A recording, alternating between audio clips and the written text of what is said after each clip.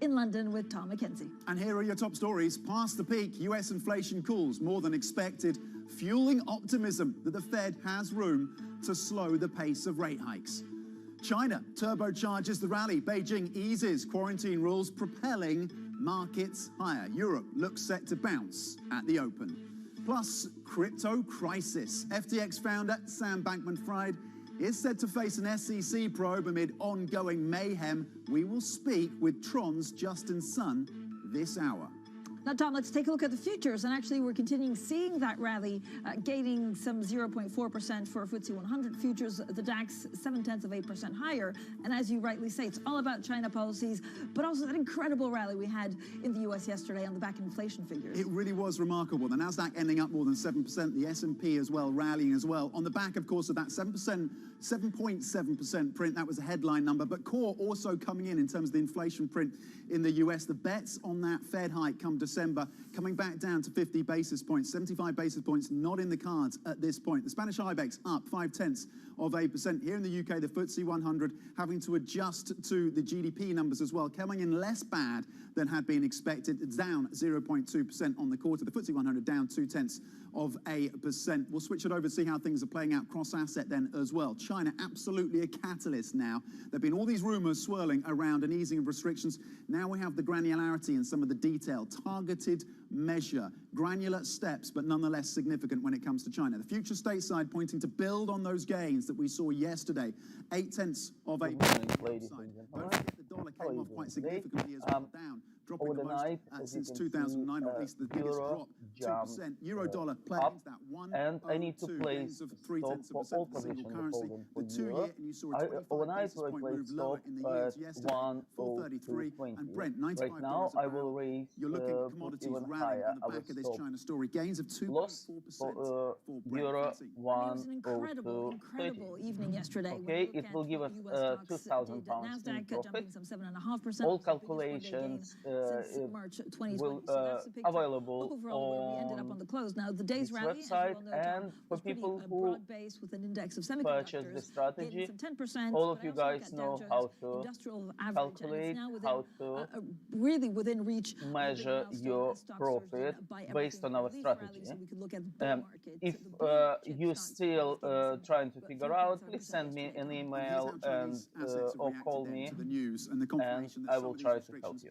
will be eased, whether it's quarantine or whether Anyway, it's right flights now into and we out of China. The CSI on 300, the profit on benchmark, euro, gained 2,000 2.8% pounds, over in Hong when, Kong. The but not HSI, yet, when gained it will close at 7.7%. Look at that, a rip-roaring 102.50. rally over in Hong Kong. Stay safe, guys. Tech I'll index speak as to you well, where some of later. the biggest Chinese names are listed.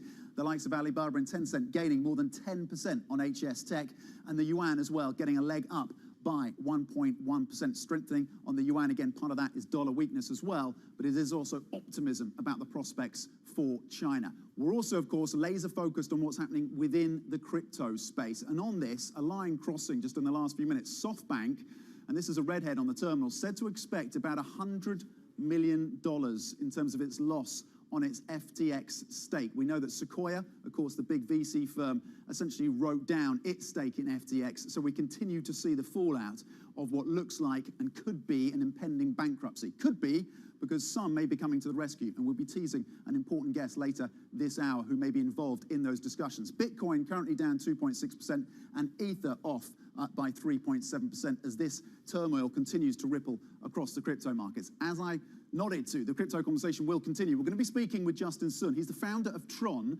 after 8:30 a.m. London time. The interview is going to be around 8:45 UK time, and he is someone who suggested that he's working with FTX to help with some form of bailout. Francine. Now let's get over to our MLive, Bloomberg MLive managing editor. He's Mark Cudmore. And Mark, good morning. You're looking at dollar yen and the US 2-year. Yes, Fran, absolutely. I think we'll all be tuning in for that interview in about 40 minutes at the time. But at the moment, I'm still excited by the superlatives we've seen in the last 24 hours in markets. Really quite incredible. So you talked a lot there about stocks and about Chinese stocks, where it's really incredible. I wanted to bring to two other fixed income assets. That's my baby, fixed income. Dollar yen, largest daily fall since 1998. BOJ wins again. That's when they were last selling dollar yen to intervene, and they turned it around back then. You might say they've got lucky, but maybe they just timed it well. It's when oil prices were falling. Terms of trade for Japan were improving really rapidly. Growth is holding up better in the country than the rest of G10. So they were already getting a fundamental tailwind. We've been talking about the last couple of weeks. And then suddenly they get this soft CPI print to help their intervention. Dollar yen absolutely collapsed. One more chart very quickly. 2-year yields saw the biggest fall, one-day fall, since 2008. There we go. That's the chart. Back since the financial crisis, when they were all swinging about, we're seeing crazy easing.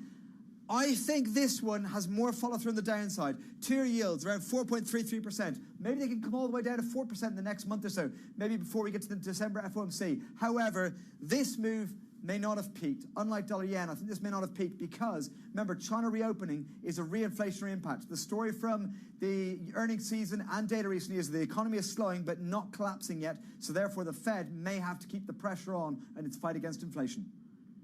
Yeah, and that means whipsawing for stocks. Thank you so much. Our Mark Cudmore there, our Bloomberg MLive managing Mark Cudmore editor. Mark Cudmore with some really, really fantastic charts as ever. Now, global stocks extending gains. That's as a loosening of China's COVID rules boosts a rally that began on Wall Street following cooler than expected CPI.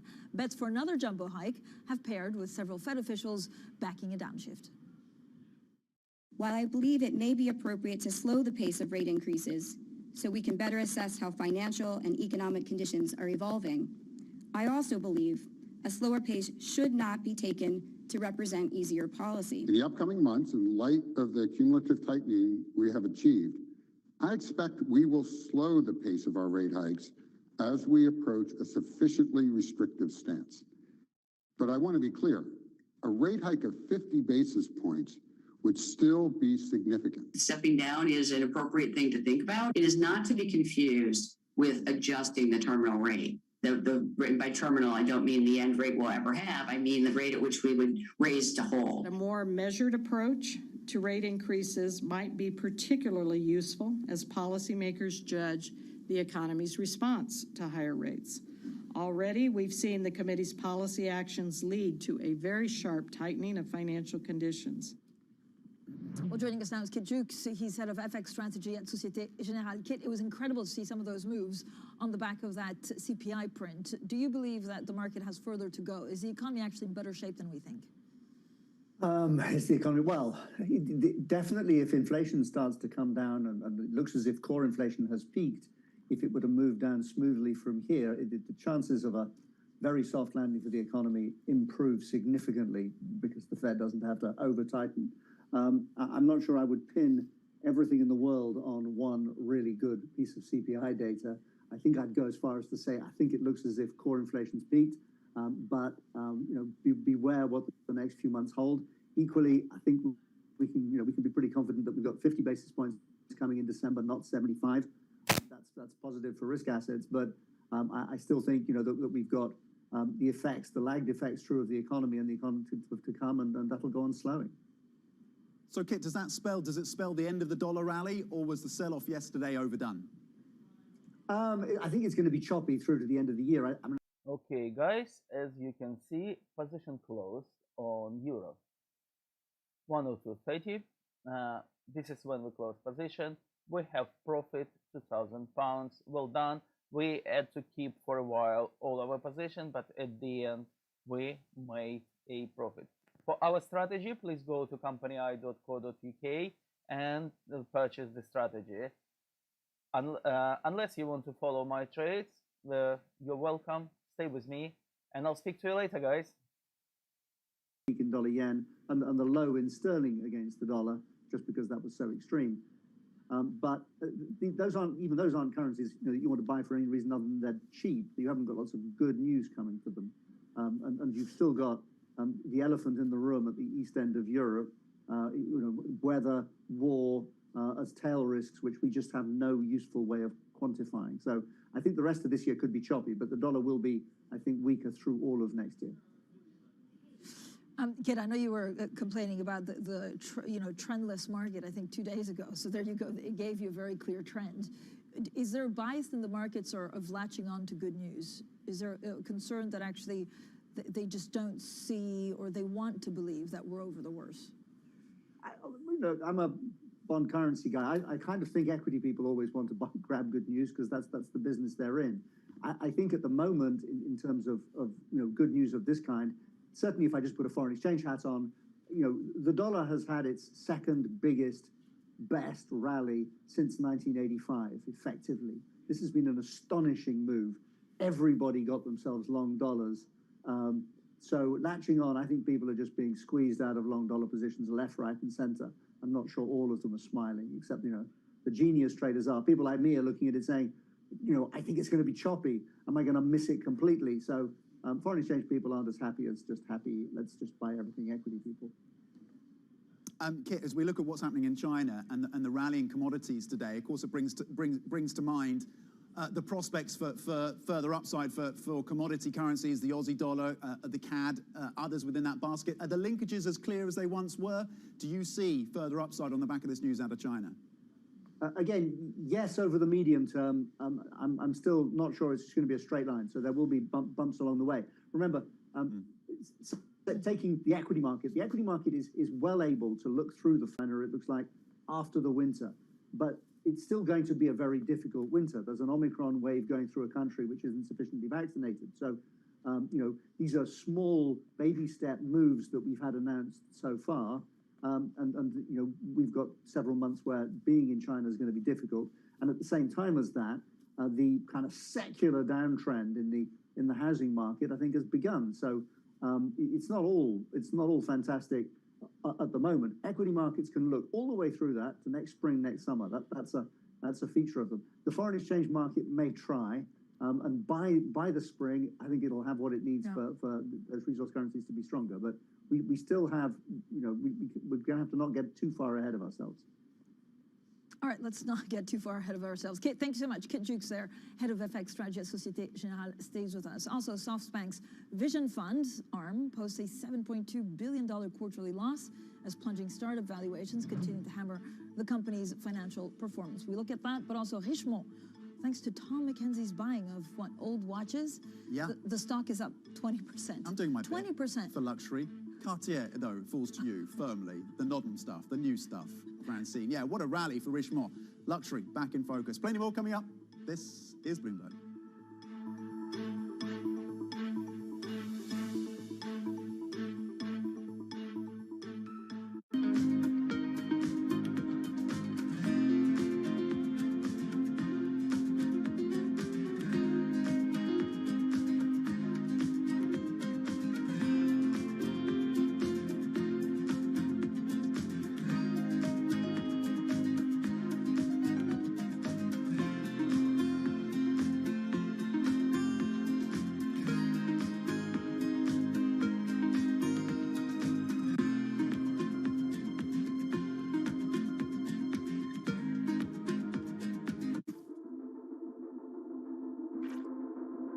A digital-first approach to the future of work is where the industry and all companies will be heading. Could the future of work not be at home or in the office, but in the metaverse instead? There's that word, metaverse. Doing well. How are you doing? When I think about the metaverse, I think about immersive experiences that have a sense of active presence. Wow, look at this. This is me. The metaverse is projected to become over $1 trillion market by the end of this decade.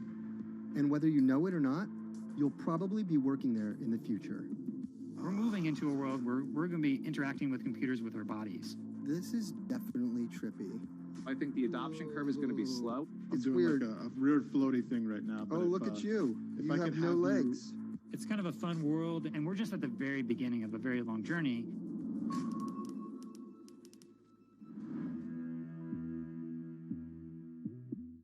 No one covers the world like Bloomberg. The writing's on the wall for the Bank of England. Just Stop Oil has spray painted the front door. Recession in Europe, UK, and possibly the US. Brazilians are out in full force celebrating the election victory of former President Lula da Silva. With unmatched reach and resources from more than 120 countries, the moment news breaks 24 hours a day. Bloomberg, your global business authority. From New York City, In London, in Sydney, from Washington, in Tokyo. 9 a.m. in Beijing and Shanghai. Good morning, everyone. Have a great evening. Here's what I'm watching. You do not want to miss this How story. are you thinking about those dynamics? This is Bloomberg Daybreak with Lee. On Bloomberg Radio. Welcome to Daybreak Australia. This is Countdown to the Close. Welcome to Bloomberg Crypto.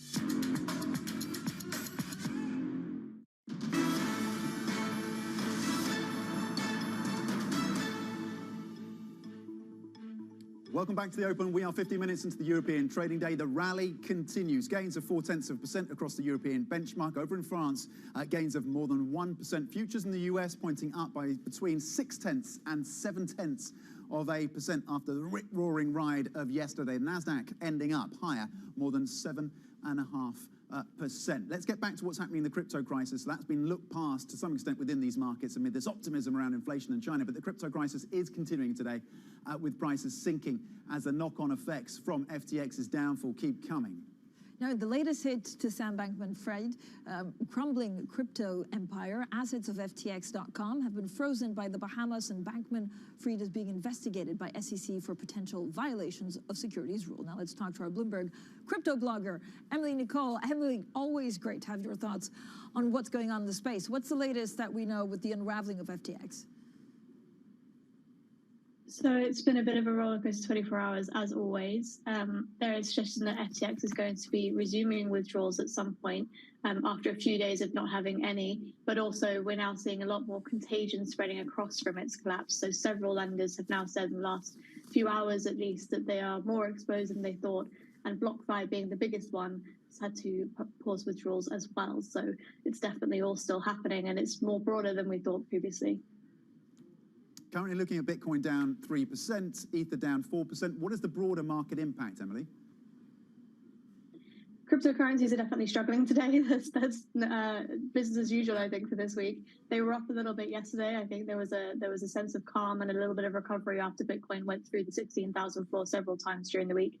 But it's definitely red again today. So everything is still kind of hanging down there, particularly as we're now seeing more services be impacted by FTX's fallout. People are going to start getting nervous that they won't get their money out of those platforms either. So Emily, and turning to SoftBank, which has a stake in FTX, what have they said? Bitcoin went through. SoftBank has been very quiet, actually. They've refused to really talk about what is going on with their FTX stake, but we reported this morning that it's expected to be writing down the entire stake at about 100 million, which is sizable, but it's, you know, in the context of SoftBank's own pile, I mean, it had a 7 billion loss this morning, so it's not huge for them. Also, we had Sequoia earlier this week say that it has about 214 million in FTX, which it is writing down as well. So all across the board, VCs, even those at the very top, are having to consider their money invested in FTX long gone. Yeah, the write-offs we would expect will continue as the ripples from this crisis continue to spread. Bloomberg's crypto blogger, Emily Nicole, thank you very much indeed. Still with us, Kit Jukes, head of FX strategy at SocGen. Kit, when we look at the likes of the institutional players in this space, the likes of Fidelity got exposure to crypto quite early on. Others have as well. What are the contagion risks, do you think? I still think they're modest. I mean, not many asset managers have much in terms of participation in the market. It's not, it's not a big part of anybody's asset allocation. And when I think of it as an investment, an asset allocator might invest in some of the architecture of building an industry around it, and that's going to not be doing terribly well at the moment. But I think it's still peripheral to markets overall. So I don't think this is something that has contagion. I think the principal effect of this will be that regulators are going to be all over it over the coming weeks, and that they will increase regulation because that's what they do. And so we might feel more of that across the rest of the space. So, Kit, overall, does it actually recover from this? or is this the kind of the final straw for it? It's never quite the final straw, but I kind of think of crypto as that there's lots of companies in architecture doing things which you can invest in, and that's fine. But the sort of the coins themselves, the bottom of it is a commodity that aspires to become something that you can use as a means of exchange and somewhere where you can store value. It's getting a terrible PR rap for both those functions right now in terms of this. So I can't see why I would want to own any, at this point in time. I mean, just in a million years. So I struggle with the idea that it's going to be better than putting my money in a bank. But the people who developed this in the outset, the backers of it, who don't approve of the mainstream financial system, and I'm definitely involved in that. So I'm almost the wrong person to sort of ask that question to, just because the people who believe in this don't believe in what we do. Well, there's the headline, though. Kit Jukes wouldn't touch crypto in a million years. What about the pound, though? Just shifting focus, Kit, as we look ahead to that plan, the fiscal plan beginning outlined next week from the UK Chancellor. I know you touched on the pound earlier. Is there a level that you're watching as we expect more clarity on the next few months and quarters ahead for this economy? I think I would be surprised to see sterling sort of break through 120 against the dollar at this point in time. Because I think that would be a stretch too far. It's difficult to get your bearings round where sterling's going, because we had such a big fall. The easiest thing to say about sterling is it is a currency that probably was the first to reach its low point against the dollar in this cycle, just because it was so early. We're still going to get a recession. I mean, today's GDP data are not as bad as expected, which is not saying a great deal, and they don't avoid recession, but you've still got an enormous number of people who are so bearish about things UK that they're getting squeezed out. I can't think why I would want to buy sterling against the dollar rather than the euro against the dollar, and I'd rather buy the yen against the dollar than either of those, given the uncertainties in Europe. But Kit, at some point, when's a buying opportunity then for sterling? If Rishi Sunak is like on top of and delivers actually the stability that he's promised, then at some point it becomes good value. Yeah, but okay, it is good value over the medium term against the dollar, given where we are. I think we can get to 130 over the course of the next 12, 18 months. So, there's 10% of upside in it. If we can avoid the worst of the things that could happen in Ukraine, and if we can not get a worse energy crisis than we currently discount. But I still don't think it's going to perform as strongly as some other things, because we're going to get fiscal austerity to a greater degree in other countries. We still have a terms of trade crisis that the new government may be able to start alleviating, but it's going to take a very long time. So I think the days for getting very excited about sterling require, I think, improvement in trade with Europe, and improvement not just in confidence, but in confidence in the economy and its public finances, and in the terms of trade. So I think all of that takes time. That's not to say that in a world where the dollar's peaking, sterling, which people much prefer to hate than to love, can't bounce because everybody gets squeezed. Thank you so much, Kit Jukes, Head of FX Strategy at Societe Generale. Now, coming up, we speak to the Saudi Energy Minister, Abdulaziz bin Salman. That's our Youssef Kamaldin. He's live for us at COP27 in Egypt, and you do not want to miss that interview. This is Bloomberg.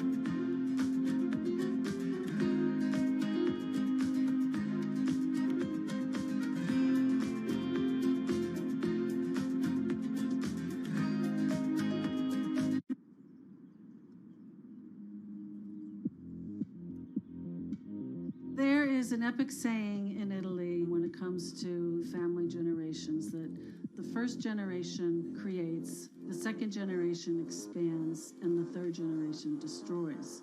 And that's almost what happened in the Gucci story. So hate and love together.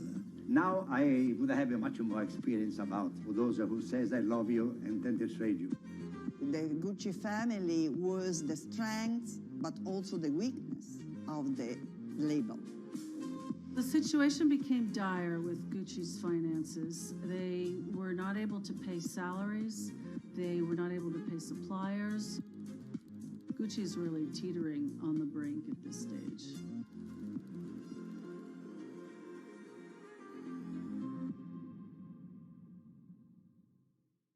Power, policy, politics. From the White House to the Hill, Bloomberg covers the leaders in legislation. That was really a tectonic shift for this White House. The theory of this bill, as I understand it, is there'll be a multiplier effect. How did Democrats mobilize specifically younger voters? Bringing you the political news you need to know. The president has made it very clear that this is a significant focus.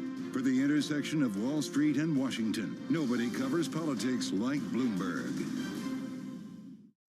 In a multi-trillion-dollar industry, there's a lot of ground to cover. Commodities got absolutely crushed. We'll show you what's happening in ETFs like no one else. Bloomberg ETF IQ, Monday on Bloomberg.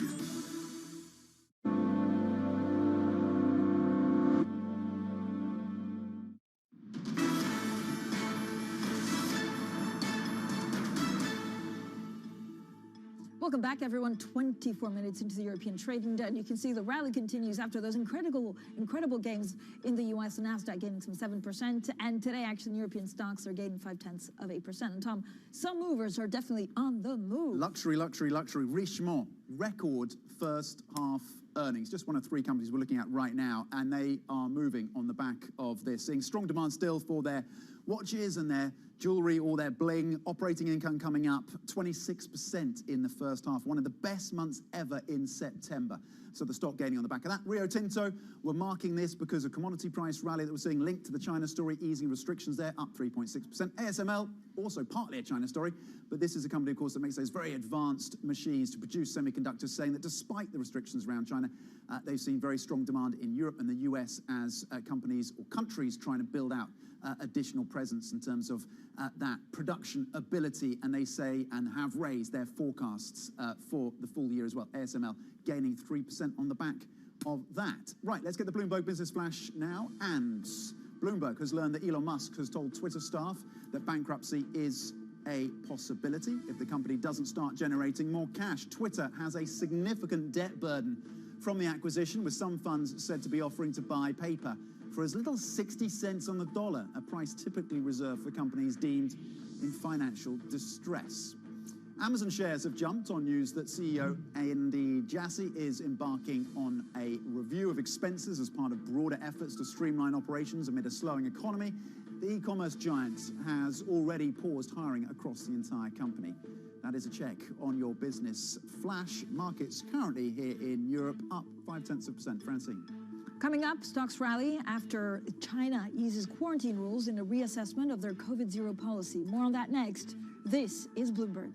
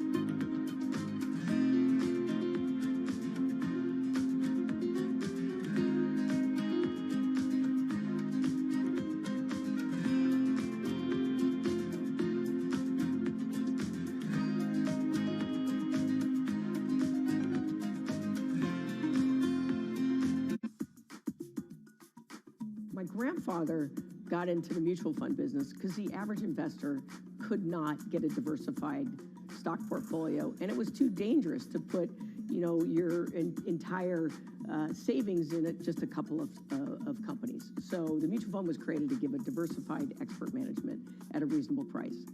Today, we have a phenomenon where companies are waiting much longer to go public. And so in 2000, the average company went public after 3 years. Now, companies are waiting 9 to 10 years because there's so much money available in the private markets. As a matter of fact, they're half the number of public companies that there were in 2000, and there's 5 times the number of private equity-backed companies. So just from an investable universe, you look at the private markets, and it's significantly bigger. So the question is, that return that used to be captured in the public markets is now captured in the private markets. But the problem, as you know, is you're really tied up for a long time when you invest in a private equity fund. And so trying to figure out a way to solve the same problem my grandfather was trying to solve, which is how do you bring those returns responsibly, the democratization of the private markets to the retail investors. And I describe it as a bit of like running with scissors. Scissors is a great tool if you use it appropriately. And so we're focused on trying to figure out responsibly bringing it in to the average investor. BSO Now is your online home for weekly Boston Symphony Orchestra and Boston Pops performances. See new concerts that go behind the scenes, plus acclaimed archival concerts. Visit bso.org/now, where the music plays on. BSO season sponsor, Bank of America.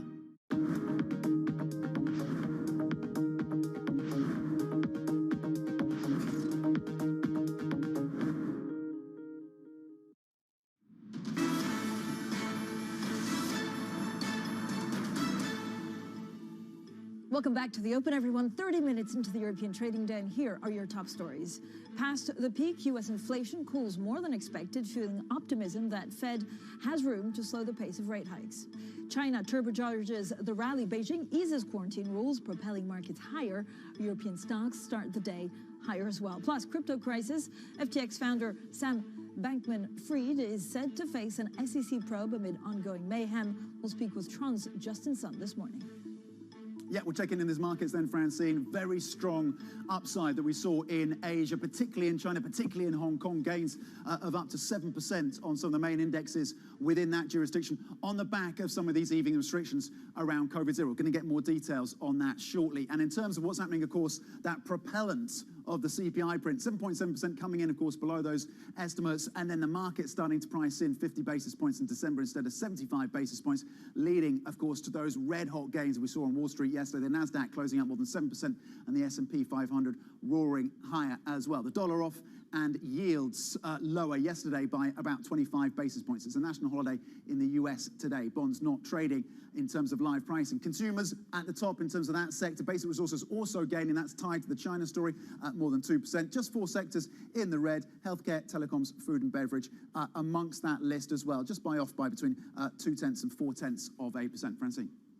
Now, stocks rally after China eased quarantine rules and, of course, scrapped a system that penalizes airlines for bringing COVID-19 cases into the country. Well, joining us now is our chief China markets correspondent, Sofia Orta-Acosta from Hong Kong. Sofia, good morning to you, or good afternoon for where you are. Why were markets so excited by today's quarantine news?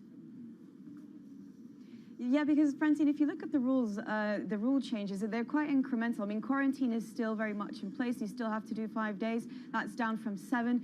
The flight suspension mechanism was very positive, and there's no such thing as a close contact of a close contact. But, I'm here in Hong Kong, and I can't go into mainland China, so that's still movement of people still very restrictive. What markets are excited about is the signal it sends. What comes next? Is China pivoting? Before the flu season, before the winter season, on a day where Beijing actually recorded 10,000 cases. I mean, this is an incredibly positive move for markets, and it's what markets were waiting for. Remember, stocks in Hong Kong were the world's worst performers this year. It was an index that was incredibly depressed, so it doesn't take much for that sentiment to flip. And you saw, Tom was talking about 7% moves in the Hang Seng, but tech stocks up 10%, and property shares that were really, really depressed, having their best week on record this week, Francine. Yeah, it's all about the direction as well. The direction doesn't look good over in Hong Kong where you are sitting, Sophia. We've got a redhead crossing the terminal right now. Hong Kong revising its 2022 GDP forecast to minus 3.2%. A contraction now of 3.2% is the forecast. The previous forecast had been a contraction of between minus 0.5% to positive 0.5%. So rewriting how they see in terms of the damage on the Hong Kong economy for the full year of 2022. When it comes back to the China stocks and China equities, Sophia, is the worst over then, given the signalling? Yeah, I mean, I also think that GDP print for Hong Kong really shows how damaging COVID-0 was. I mean, remember, we had that here, especially at the beginning of the year. The restrictions here were almost as strict as they were in China.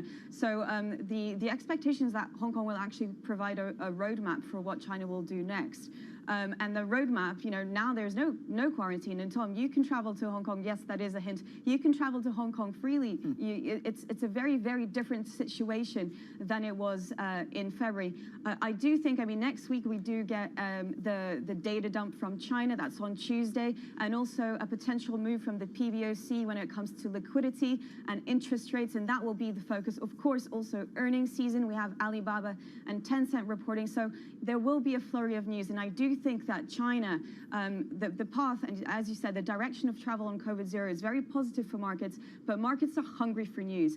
And if there's silence for the next 3 weeks and nothing else happens on COVID-0, then that could send markets lower again. Sophia, are you expecting a stop and start to normal life? I know we spoke to one analyst or a couple of analyst surveys saying that actually it could take 1 year to go back to normal.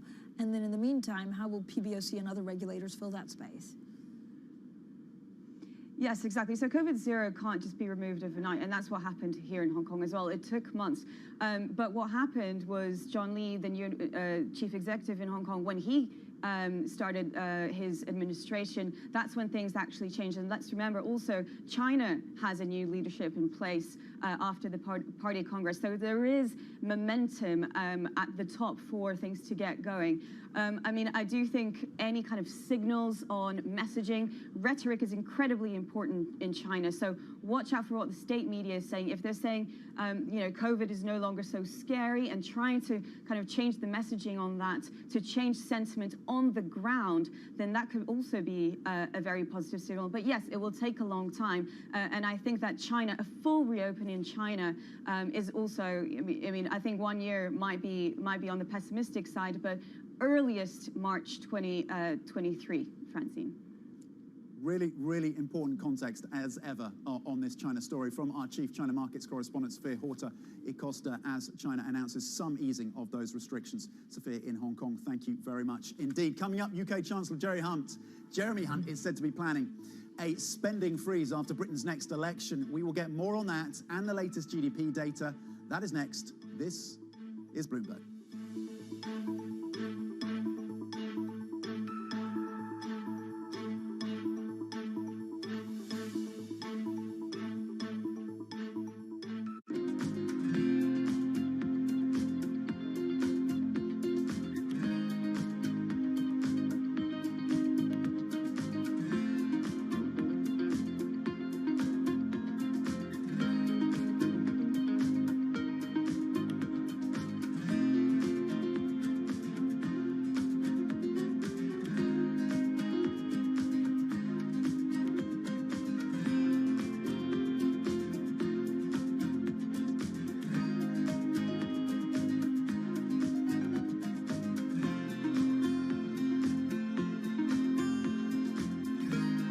There's more activity in the fusion world than ever, and not just in government research labs. There's also an emerging private fusion industry that's attracted billions of dollars in capital in recent years.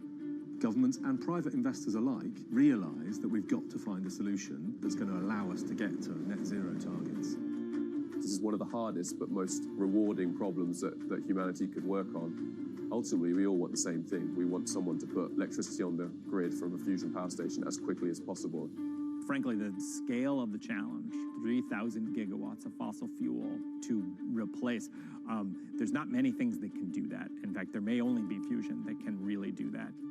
And while many in the scientific community predict fusion power will take decades, some in the private fusion space believe we'll get there in just a few years, as soon as the 2030s.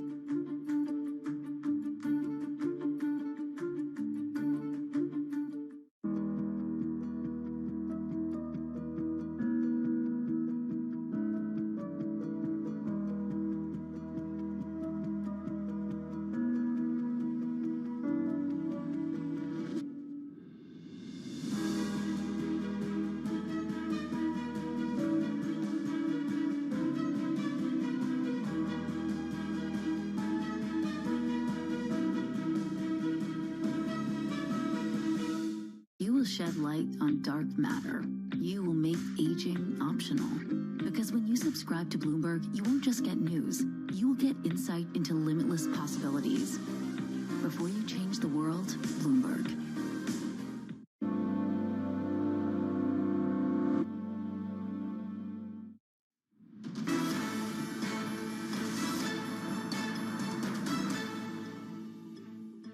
Happy Friday. Welcome back to the Open. 39 minutes into your European trading day. Gains of 0.5% on the benchmark here in Europe, and futures in the US looking to build on those very solid gains that we saw yesterday. The Nasdaq ending up more than 7% on that softer than expected CPI print. China a catalyst as well with easing COVID restrictions. The dollar is down by 0.5%, giving a leg to the euro and sterling, the yen as well. Francine. Now, the UK economy, Tom, shrank in the third quarter, marking it the start of what is expected to be a protracted recession.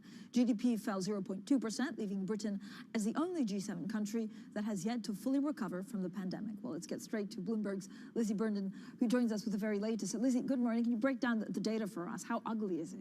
Well, it's a 0.2% contraction in the third quarter, which is smaller than was expected. But if you hone in on the month of September, it was worse than expected. And that's because, of course, we've had this backdrop of a cost of living crisis for many months, high inflation, high interest rates. But this was when we had the Queen's funeral, a bank holiday for that, and generally the weight of it on sentiment. We also had the Truss mini budget.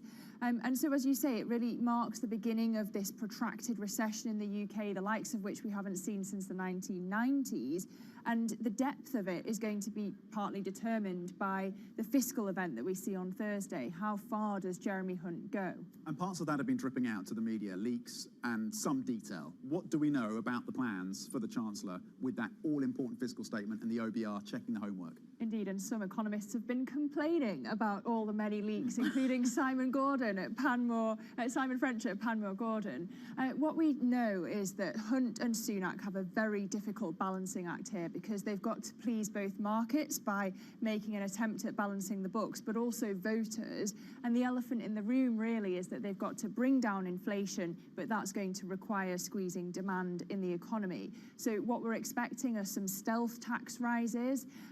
We're expecting this freeze on spending after the election, as you say, but also an easy way to save money would be to stop shovels going in the ground in terms of infrastructure projects. The question is, how will they be able to boost growth? Will they be able to boost it enough to make voters feel better by 2024? So, Lizzie, overall, I mean, what is he trying to achieve with this, fiscal statement? Is it, I guess, placating the markets or finding stability, whilst at the same time supporting still the ones that have the least? Both, and that's what's so difficult about it. I was also looking back to Rishi Sunak's May's lecture speech from February, because I think that's the fullest picture of Rishi Sunak's economic vision. And he said then that you need to get in control of inflation before you bring around the tax cuts. But it was a focus on capital, on supply side reforms, really. And so that's why I think you'll get mention of skills, R&D investment and business investment as kind of the three pillars of how they're going to grow the economy in the longer term. Okay, big fiscal event for the UK next week, getting a preview there with Lizzie Burden, and of course a wrap up of that GDP data coming in down 0.2% for the quarter. Lizzie Burden, thank you. Staying with the UK, do not forget to subscribe to Bloomberg's In the City podcast, hosted by none other than Francine Lacqua and David Merritt on Apple Podcasts, Spotify, or wherever you get your podcasts. Always worth tuning in for, Francine. Actually, this week's is quite fun. So we recorded at COP27. Allegra Stratton, who knows Boris Johnson, who knows Rishi Sunak and Akshat Rathi. And so we tried to figure out what exactly the messaging on green issues is from this government, and she had some really quite good insights. Okay, that's interesting, because Rishi originally said, I'm not going to go to COP27, that faced a lot of pressure, and then he did go. Boris was there. Okay, Boris was there and stole the limelight, he as stole Boris the limelight, does. as he often does. All right, a podcast worth tuning in for and downloading. And there's more coming up as well, Francine. Yeah, the crypto conversation continues. Now, of course, we'll be speaking with Justin Sun, the chief executive of Tron. This is an amazing interview. I know you've spoken to him before, Tom, and the question is what happens with maybe some bailing out some of their clients. Yeah, they're in conversations with FTX, which of course is facing potential bankruptcy. Tron may be having some role, certainly some conversations, and we're going to try and get some detail and pin down Justin just in the next few minutes, and an influential and important figure. Stay with us for that interview.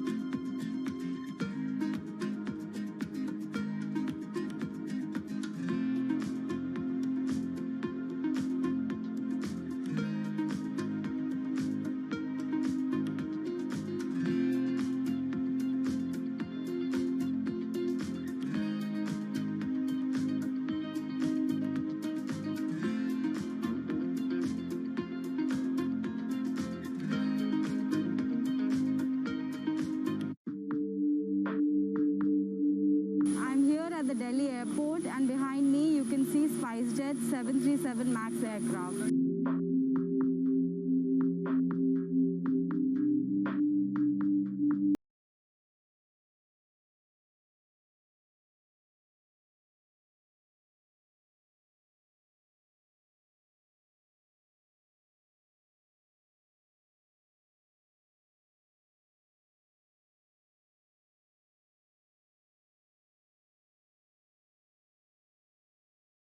Happening at the Gwalior airport. As you can see, they've literally rolled down the red carpet for SpiceJet chairman Ajay Singh. There are balloons, there are flowers. This is a big deal for SpiceJet because it is the only Indian operator of Boeing 737 MAX planes currently.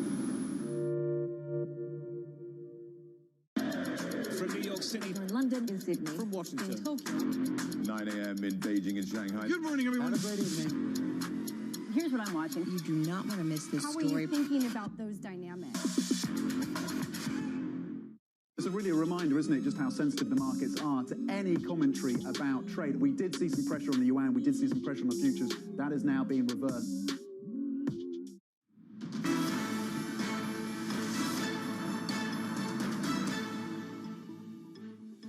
Welcome back to the Open, everyone. 46 minutes into the European trading day. And look at that, we're seeing gains across the board. European stock 600 gain 0.5%. The rally continues. A lot of euphoria over that falling inflation in the U.S., and that's extending the rally into a second day. China relaxing also some COVID restrictions. Just a reminder, as Tom pointed out, Treasuries closed today for Veterans Day. Okay, let's turn back to the all-important crypto story as well, and the trading, the troubled trading around exchange FTX. Yesterday, it said it had reached an agreement with Justin Sun's Tron that will allow users to withdraw some tokens. For more on this important story within the crypto context, we're going to talk to the CEO of Tron, Justin Sun, who joins us now from Singapore. Justin, fantastic to have you on the show. It's been characterized by some then as a potential bailout by Tron of FTX. Is that how we should be thinking about it? Where are you in these conversations? What are your plans? So first of all, I think this is a tragedy moment and a sad day for our industry. So FTX has gained to this kind of the liquidity trouble. So that's why I'm thinking right now is a good moment to show the unity of our industry. So that's why we come to agreement to first allow FTX users to withdraw Tron token first to increase the liquidity and solve the problem at least in the temporary level. Right now, we are still in discuss with FTX about the further plan, but I don't want to like deliver anything or give anybody expectation before we actually deliver it. No, I understand that, and there's a lot of opacity and obviously desperation from many within the space to get some clarity on the future of FTX. So I just want to push you a little bit, Justin. So this was the first step then, releasing some Tron tokens and some of these other tokens that you will now take custody of, presumably. What do you think, what are the potential options for you and Tron? Are you looking at debt investments, equity investments, a full takeover? What is on the list for you as you weigh up your options vis-a-vis FTX? Yes, I think definitely the things you mentioned is all possible. I think in the future, I think first of all, we have several priorities. Definitely, the first thing I think is protect the whole industry, because right now, as we know, the whole crypto market is very fragile. So everybody suffer a lot from the decline of the major cryptocurrency. And also, of course, we want to protect the reputation of the whole industry about centralized exchange and their image before regulators. So we want to show responsibility. We want to show like everybody in the industry is united and we can come through the difficulties. And also, of course, I think we want to help our partners, our players in the industry. So that's why I think all the basically the possibility you speak here, we will measure it and see how we can take action on it. So debt, equity investment on the list as potential options for you. Justin, can you give us some clarity on how much you're prepared to spend? Does Tron have the balance sheet to do a potential full takeover if it comes to that? And will you personally be investing any of your own funds in this? Yes, I think definitely all of this is on the table. But right now, I think the most important thing is still we need to do a full due diligence, and at the same time to evaluate the situation, to have a full picture of like what's going on, like how serious is the liquidity crunch. So basically, once we get the full picture, I think we will start to making moves. But Justin, you're feeling right now, so how big is the hole at FTX? We're reporting about 8 billion and 4 billion to just continue operating. Is this the kind of figures that you're also looking at? Currently, I don't have the exact number, but I think at least we are talking about billions here. Billions, but at least 4 billions. And going back, if they need 4 billions to operate it, to Tom's good question, do you have that? Can you support them like this? I think right now, if I don't know the exact numbers, right? So I see Reuters like report on like 4 billions, like 8 billions. I don't have the exact number, but we have on our side we know the concept, right? So I think if in this kind of the level, I think is something on the table here. Justin, I know you know CZ or Zhao Changpeng very well as well of Binance. Early in the week, he suggested he was ready for a bailout. Do you know what put Binance off? Do you know what they saw or what it was that CZ came to, the conclusion he came to? He pulled away. Do you know why that was? Yes, sure. Definitely, I admire and respect the courage CZ have to take the first action into FTX like bailout. I think he tried like really hard. Eventually, he didn't make it, but I still believe this is very important to show the stance to help the partners. Even we might know like before FTX and the Binance is a big rival. I think that's the first thing. And then the second thing here, so I think for us, we are taking a different approach. So as you see, like the recent action we have done, basically we will take care of our customer first, and then we will start to measure it and start to see what we can do here. So basically, we don't want to commit like too much in the first step. Yeah, when it comes to regulations, we know that the Bahamas regulator has frozen the assets of FTX. How complicated does that make your job as you look to a potential rescue? Yes, first of all, I think talk to regulators is very important. We want to respect the local authorities and their decisions. So that's why I think the regulator consideration and their idea about like how serious like the FTX problem is and how we can resolve this. We definitely want to engage regulators into the conversation and respect their decisions and understand what their concern and how we can resolve it.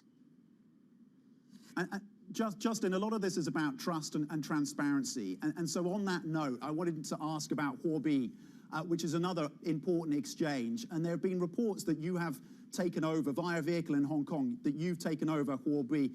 Is that the case? What is your position with Huobi? Have you, through any mechanism in Hong Kong or any individual, taken over that entity? So I'm currently the member of the advisory board of Huobi. Personally speaking, I don't own like any Huobi shares or anything. But also, I'm a big advocate for transparency of exchange for sure. I think recently Huobi have dedicated to Mercury testation for the exchange transparency. So basically, like all the users can see exchange has 100% reserve for customer funds. I think this is really important because all the traditional industry, they all have this kind of the 100% like reserve funds information and be fully transparent to the customer, which I think definitely this needs to be an industry standard. Yeah, and you offloaded your mainland Chinese customers or users of Huobi early in the year. Do you look to bring them back on at some point, Justin? So currently we don't have plan on it. I think we will fully binding by the regulators decide what to do. Okay, and just back to FTX, if this goes under and you aren't able to salvage it or save this business, is that the death knell for centralized Bitcoin and crypto exchanges, Justin, potentially? I think right now, most of the players in the industry is doing good. For example, Binance, Huobi, Kraken, like Coinbase, they are all, I think, in a good position. So that's why I think even FTX going down, it won't have a big impact on the industry overall. But still, I believe this is a very important and tragic moment for the industry because before that, FTX is definitely one of the most prestigious exchange in the world, has lots of very big names on their investor list, like Sequoia, and also pension funds. So that's why I think the failure of FTX is definitely gonna, I think, harm the confidence of the institutional investor. Justin, really appreciate your time. Justin Sun, the founder of Tron, on this potential bailout of FTX. Plenty more coming up, including the Energy Minister of Egypt. Stay with us. This is Bloomberg.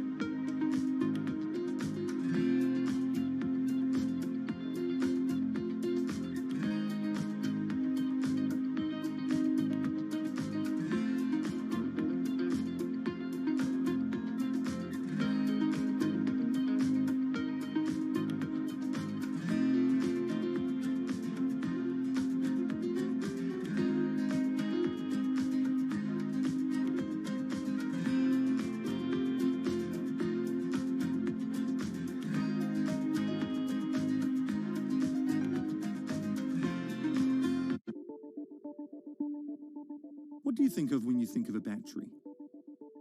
For most, it's what we use to power devices for both work and play, and maybe even your car. Over the past few decades, they've gotten way more powerful, long-lasting, and affordable. But all of this is just a prologue to what the next batteries are going to do.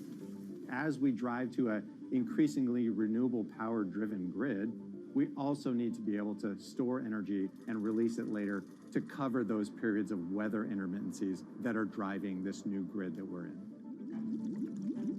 It's a multi-trillion-dollar opportunity, and it's imperative that we figure out the solution here. How we store energy on a massive scale is in many ways the central challenge of the fight to stop climate change.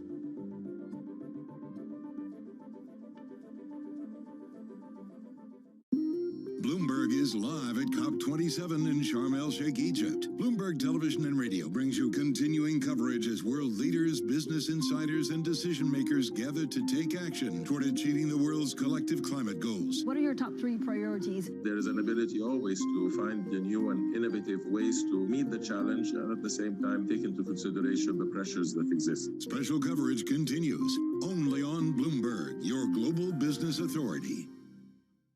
A multi-trillion-dollar industry. There's a lot of ground to cover. Commodities got absolutely crushed. We'll show you what's happening in ETFs like no one else. Bloomberg ETF IQ, Monday on Bloomberg. When U.S. jobs numbers are released, Bloomberg brings you crucial data at terminal speed and instant expert analysis. Nobody covers jobs day like Bloomberg. This is Bloomberg Surveillance, Early Edition, with Francine Lacqua.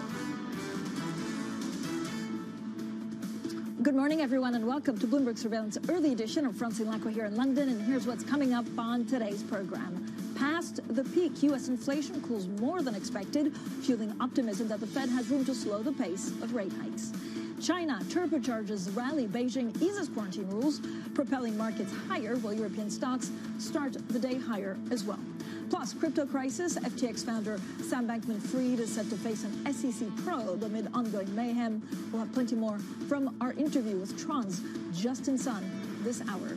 Now, first thing is first, happy Friday. Now let's check in on the markets. Now, the rally that started quite aggressively or with a lot of conviction in the U.S. is definitely continuing in today's trading session. You can see technology getting some 2.4%, European stocks 0.7% higher. Do not really look at treasuries because they are closed. Two things to watch out for. I don't know whether we have the close from the U.S. yesterday, but definitely the NASDAQ, remember, was gaining some 7.2%, actually 7.5%. This was the biggest one-day gain since March 2020, and then the Dow Jones Industrial Average within reach of a big milestone, bull market, as stocks surge in a buy-everything relief rally. The question is, how long does it last? Let's look at what the European markets are doing, maybe country by country, if we have the map, just to give us a good indication of what's going on. Remember, treasuries in the U.S. were actually closed today because of Veterans Day.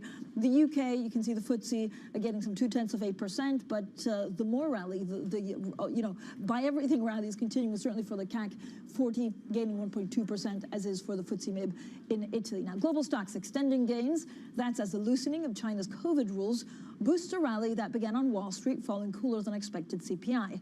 Bets for another jumbo hike have really paired with several Fed officials backing a downshift. While I believe it may be appropriate to slow the pace of rate increases so we can better assess how financial and economic conditions are evolving, I also believe a slower pace should not be taken to represent easier policy. In the upcoming months, in light of the cumulative tightening we have achieved, I expect we will slow the pace of our rate hikes as we approach a sufficiently restrictive stance. But I want to be clear, a rate hike of 50 basis points would still be significant. Stepping down is an appropriate thing to think about. It is not to be confused with adjusting the terminal rate. By terminal, I don't mean the end rate we'll ever have. I mean the rate at which we would raise to hold. A more measured approach to rate increases might be particularly useful as policymakers judge the economy's response to higher rates.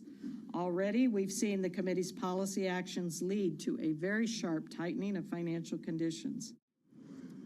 Well, joining us now is Patrick Armstrong. He's Plurimi Wealth Chief Investment Officer. Patrick, I've been waiting to speak to you all week. What happens, actually, after the rally we had yesterday? We did lose quite a lot of money on the stock markets the day before and the day before that. So we're going to see this whipsawing event until, for the next 6 months.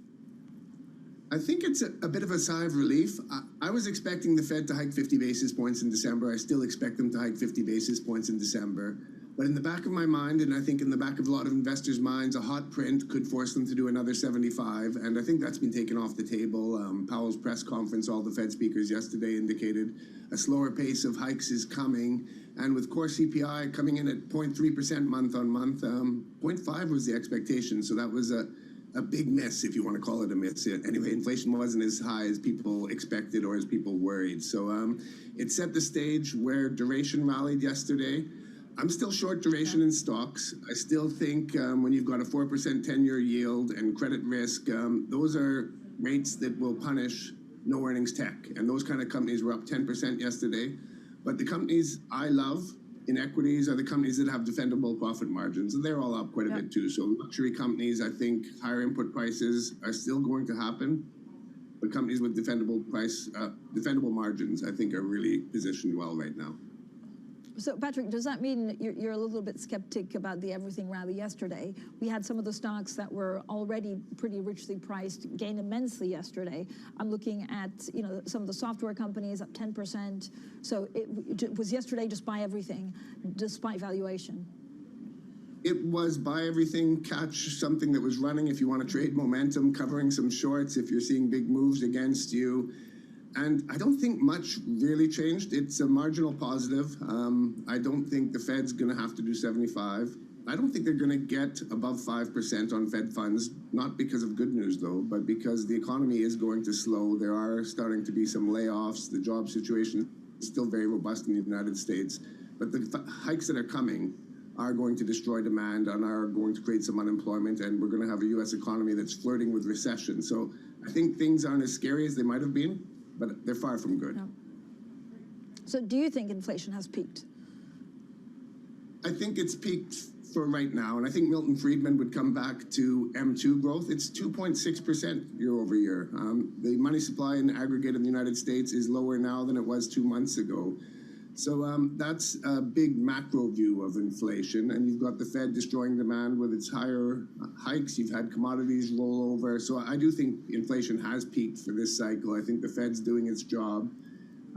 They've been behind the curve. I think they're at the point now where they're not behind the curve. They've gotten to a level where they are putting in interest rates and quantitative tightening that is killing off some demand and keeping prices from moving higher. Patrick, what do you buy right now with the biggest conviction? Within equities, I like luxury companies because their consumers aren't being impeded by higher utility bills, petrol prices, mortgage costs. If you were going to spend $2,000 on an Hermes scarf, it doesn't really matter that your petrol prices went up or your utility bills. So I think their revenue line is very secure. Their input prices don't matter to their profit margins, so I really love that sector. It's a little bit expensive, but not markedly so. I think you still want to own oil and gas companies because they're killing the profit margins elsewhere. I think oil prices are going to be sticky. You've had no exploration and development for new oil, so even though demand may slow, it's not going to really deteriorate massively, and you're not getting the supply response that you've got in previous cycles where oil's hit $100 a barrel. And agribusiness equities is another one where I think you're going to have very good profit margins, a string of beats. Yeah. Global warming, climate change is creating droughts in some areas, floods in other areas, and farmers are going to have to farm every acre of arable land. So I think pesticides, fertilizers, farm equipment, those are areas I really like right now. Patrick, is there something else? A lot of the rally that we saw was also the reopening of China. If it doesn't go into a smooth sailing, which we're expecting it to be, maybe stop and start like we've seen over the last 3 years, is there a danger that equities track that stop and start on what Chinese authorities do? It's very hard not to fall into it, and I think calling it a trap may be fair, that no one has an idea what China's policies are going to be relating to COVID and the zero COVID policies. It's a massive headwind to their economy and to their stocks. Trading off of it is going to be difficult.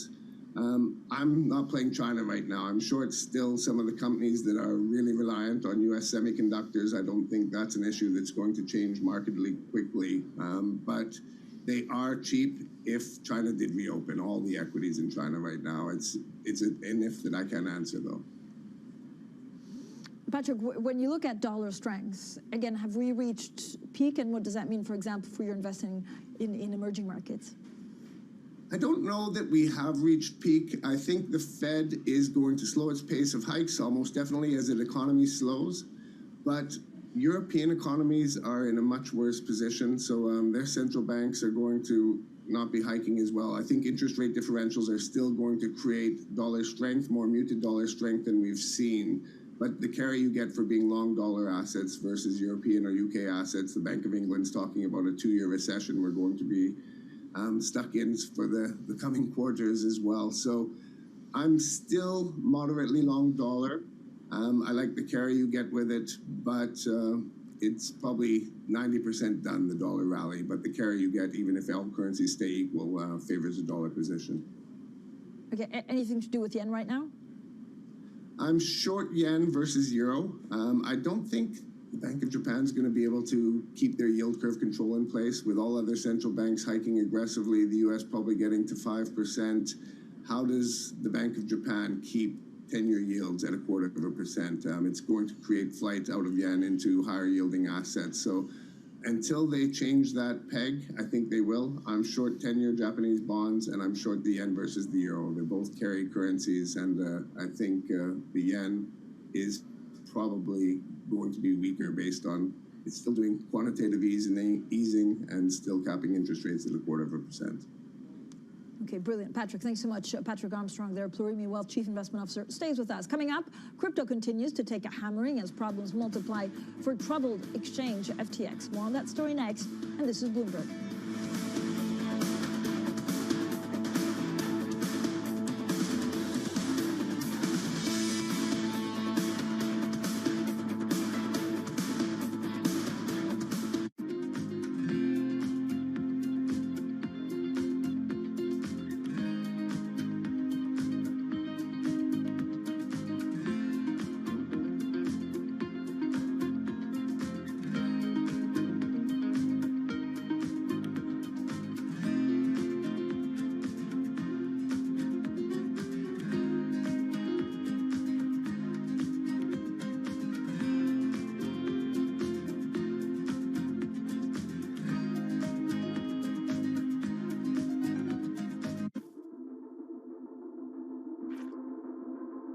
digital-first approach to the future of work is where the industry and all companies will be heading. Could the future of work not be at home or in the office, but in the metaverse instead?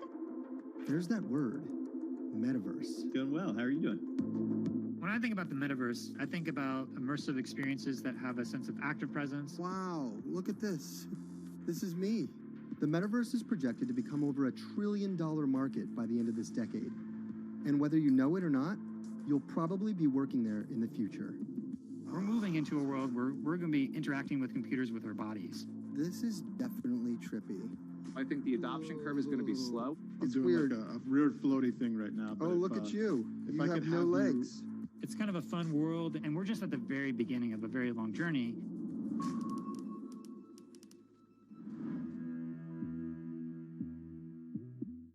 Global inflation and recession, an energy crisis intensified by war, and the aftermath of a pandemic. Next week, world leaders meet in Bali for the G20 summit. And Bloomberg is there, bringing you the news and analysis. A confluence of economic, climate, and security crises make it a uniquely challenging time. All of these are pointing towards a big slowdown in trade. It all starts next week, only on Bloomberg, your global news authority.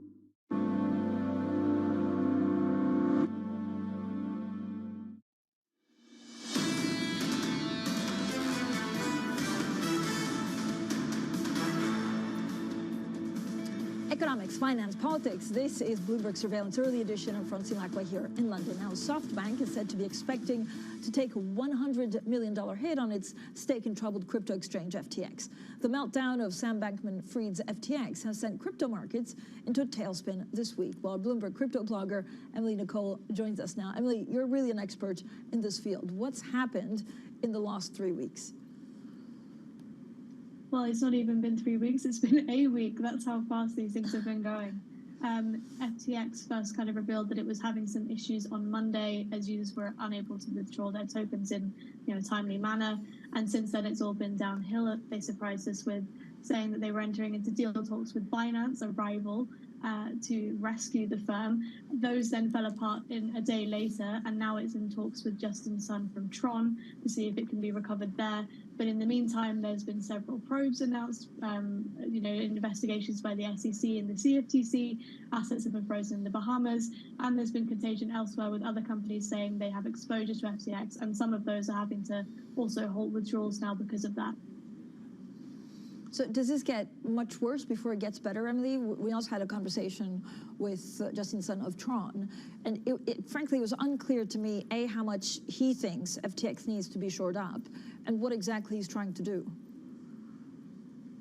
We've reported, at least at Bloomberg, that the shortfall is going to be at least $4 billion to cover needing fresh funding to keep the business going, and maybe the hole could be as big as $8 billion.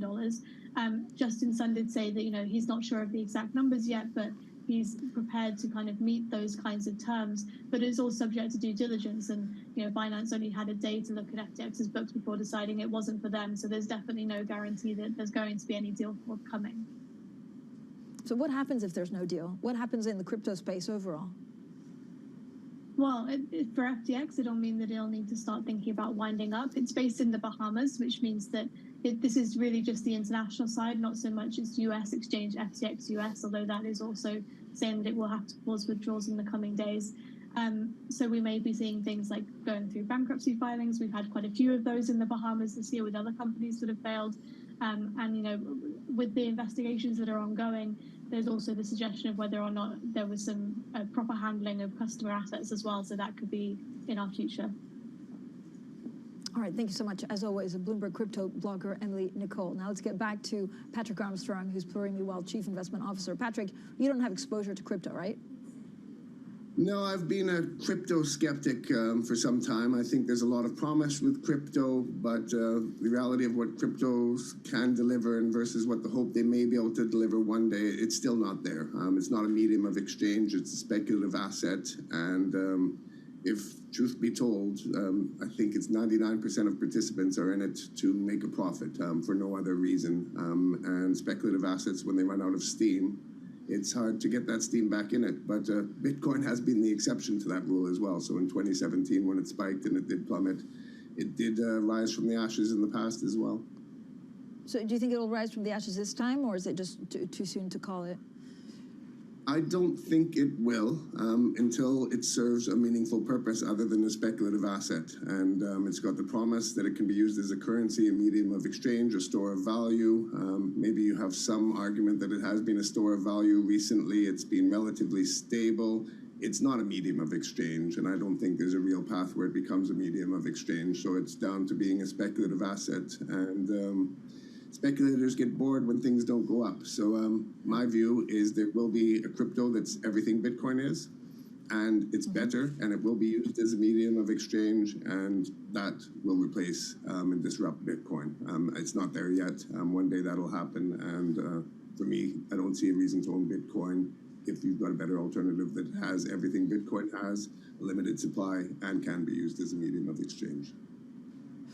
Patrick, talk to me a little bit about UK assets. Is there anything that you're buying right now? So we're, a week or even 6 days away from that fiscal statement. A couple of things have been leaked to the media and the press about what the Chancellor wants to do here in the UK. I love UK corporate bonds from the banks, and unfortunately, I've been in the shorter duration end because the yields are they're enticing at 6 and 7% of BBB plus banks with a 2-year duration. Wouldn't have got punished if interest rates really moved higher because of that pull towards par. As interest rates have come down, it would have been better being long duration, but I still think that's an incredible risk-adjusted return to buy a Lloyd's, a Barclays, a Credit Suisse is still yielding 7.5% in sterling. Everyone's worried about banks because that was the epicenter of the crisis in 2008, but regulation's much better now. Capital positions are much better, and I don't think the banks are going to be in distress in the next crisis because of the regulation, the capital adequacy, and all the off-balance sheet risks are much better accounted for now. So, Patrick, going forward, is there a specific type of corporate bond that you like in the UK, or when do you see it turning? When do you get into UK assets? Is it still like catching a falling knife, or is it easy to call bottom? Yeah, I've been in the assets that are the multinationals. So I own BP, I own Shell, I own AstraZeneca, the multinational companies that haven't been exposed to the weak sterling. We've had a very strong sterling now for a month, but with an economy that's really probably going to lag the US in the coming years, I do want companies that are the multinationals. So the big cap equities with dollar revenues, and you are getting a big spread on bonds in general. So I'm attracted to that as well. Patrick, thank you so much. Patrick Armstrong there, Plurimi Wealth Chief Investment Officer, on some great calls and what actually he wants to do going forward. Now, coming up, we speak to the Saudi Energy Minister, Abdulaziz bin Salman. Don't miss that exclusive interview from our Yusuf Gama Eldin. That's from COP27 in Egypt. And this is Bloomberg.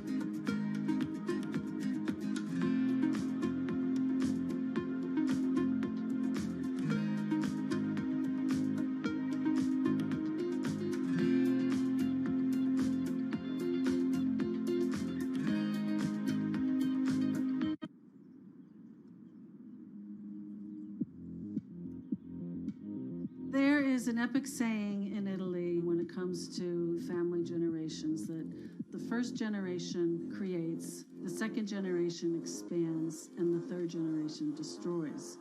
And that's almost what happened in the Gucci story. So hate and love together. Now I would have a much more experience about those who says I love you and then dissuade you. The Gucci family was the strength, but also the weakness of the label. The situation became dire with Gucci's finances. They were not able to pay salaries. They were not able to pay suppliers. Gucci's really teetering on the brink at this stage.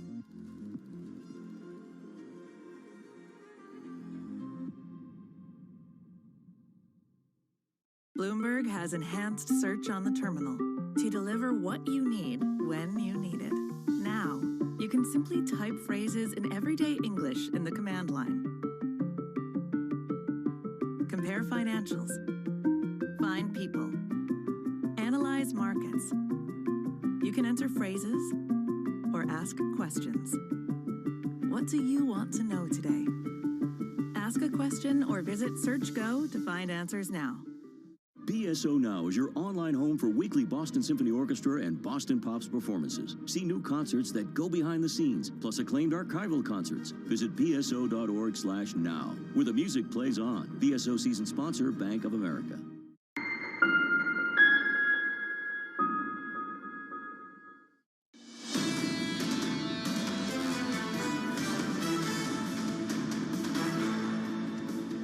Economics, finance, politics. This is Bloomberg Surveillance Early Edition. I'm Francine Lacqua here in London. Now let's get straight to the Bloomberg First Word News. Here's Leanne Garrett. Hi, Leanne. China has reduced the amount of time travellers and close contacts of virus cases must spend in quarantine and pulled back on testing. Chinese shares gained on the news a significant calibration of the COVID-0 policy. This as daily virus infections exceed 10,000 for the first time since April, with Beijing's cases at the highest level in more than a year. Now, world leaders are gathering in Cambodia for the first of 3 back-to-back meetings in Asia. President Joe Biden at the Association of Southeast Asian Nations Summit will push an alternative vision for the Indo-Pacific region designed to counter Beijing's growing influence. This ahead of the American president's meeting with Chinese President Xi Jinping at the G20 in Indonesia on Monday. The U.S. is sending additional weapons to Ukraine, including Avenger anti-aircraft systems made by Boeing. This as Ukrainian forces move deeper further into Russian-occupied areas of the southern Kherson region, a day after the Kremlin ordered a withdrawal. Kyiv says its troops have advanced 7 kilometers in the last 24 hours, liberating 12 towns in the region. Kwasi Kwarteng, who was sacked as Chancellor after that ill-fated mini-budget which saw UK assets plunge in value, has blamed Liz Truss for going too far and too fast with her economic reforms. In an interview with Talk TV, Kwarteng said he warned the Prime Minister it would lead to her downfall. Truss was forced to quit after less than 7 weeks in Downing Street. Bloomberg has learned that Elon Musk has told Twitter staff that bankruptcy is indeed a possibility if the company doesn't start generating more cash. Twitter has a significant debt burden from the acquisition, with some funds said to be offering to buy paper for as little as 60 cents on the dollar, a price typically reserved for companies deemed in financial distress. Amazon shares have jumped on news that the CEO Andy Jassy is embarking on a review of expenses as part of a broader effort to streamline operations amid a slowing economy. The e-commerce giant has already paused hiring across the entire company. SMIC's third quarter earnings missed expectations despite seeing a 47% jump in net income. China's largest chip maker blamed the tepid outlook on weak demand, along with increasing US curbs on access to chip technology. Global news 24 hours a day on air and on Bloomberg Quick Take, powered by more than 2,700 journalists and analysts in more than 120 countries. I'm Leanne Gerrans. This is Bloomberg. Francine. Leanne, thank you so much. Coming up, we'll hear more from the Tron founder, Justin Sun, about his potential plans to help distressed crypto exchange FTX as prices continue to slide. That's coming up shortly, and this is Bloomberg.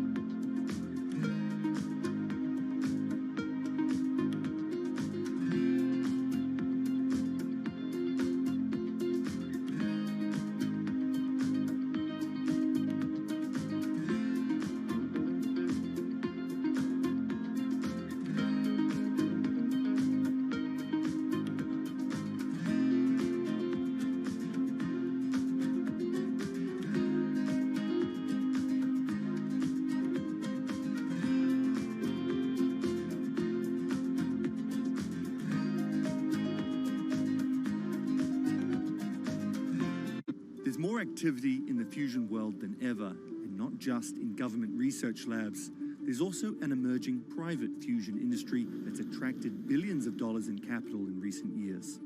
Governments and private investors alike realise that we've got to find a solution that's going to allow us to get to net zero targets.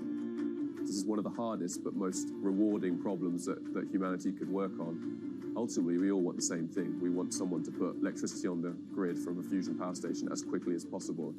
Frankly, the scale of the challenge, 3,000 gigawatts of fossil fuel to replace, there's not many things that can do that. In fact, there may only be fusion that can really do that. And while many in the scientific community predict fusion power will take decades, some in the private fusion space believe we'll get there in just a few years, as soon as the 2030s.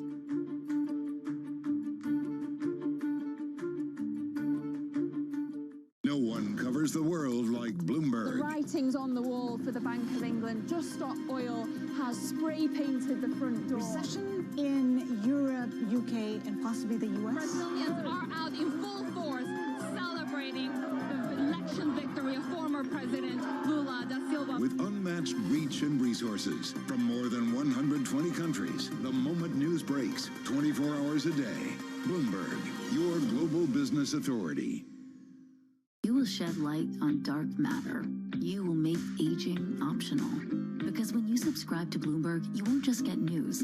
You will get insight into limitless possibilities. Before you change the world, Bloomberg.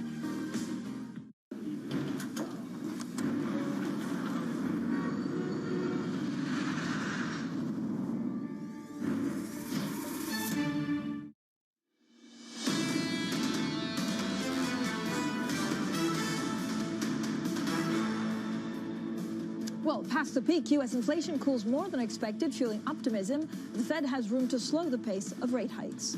China turbocharges the rally. Beijing eases quarantine rules, propelling markets higher. European stocks start the day higher as well. Plus, crypto crisis. FTX founder Sam Bankman-Fried is said to face an SEC probe amid ongoing mayhem. More of an interview with Tron's Justin Sun this hour. Well, good morning, everyone, and welcome to Bloomberg Surveillance Early Edition. I'm Francie Lacqua here in London. Now, the Tron founder, Justin Sun, has indicated he's opening to helping troubled crypto exchange FTX. Sun spoke to Bloomberg's Tom McKenzie and I a short time ago. Right now, I think the most important thing is still we need to do a full due diligence, and at the same time to evaluate the situation, to have a full picture of like what's going on, like how serious is the liquidity crunch. So basically, once we get the full picture, I think we will start to making moves. Well, that was Tron founder Justin Sun speaking to Bloomberg about the crypto mayhem and a potential bailout of FTX. Now let's dig into the story a bit more with Eddie van der Walt, Bloomberg's Markets Live Deputy Managing Editor. I'm so excited I'm speaking to you, Eddie. It's been way too long since you've come on air. Are there dominoes? I mean, there are dominoes, right, because of the crypto fall. But how do they get back up from this? You know, this is such an interesting story. There are so many twists and turns in it, right? I mean, every day I woke up and there's just a new chapter being written.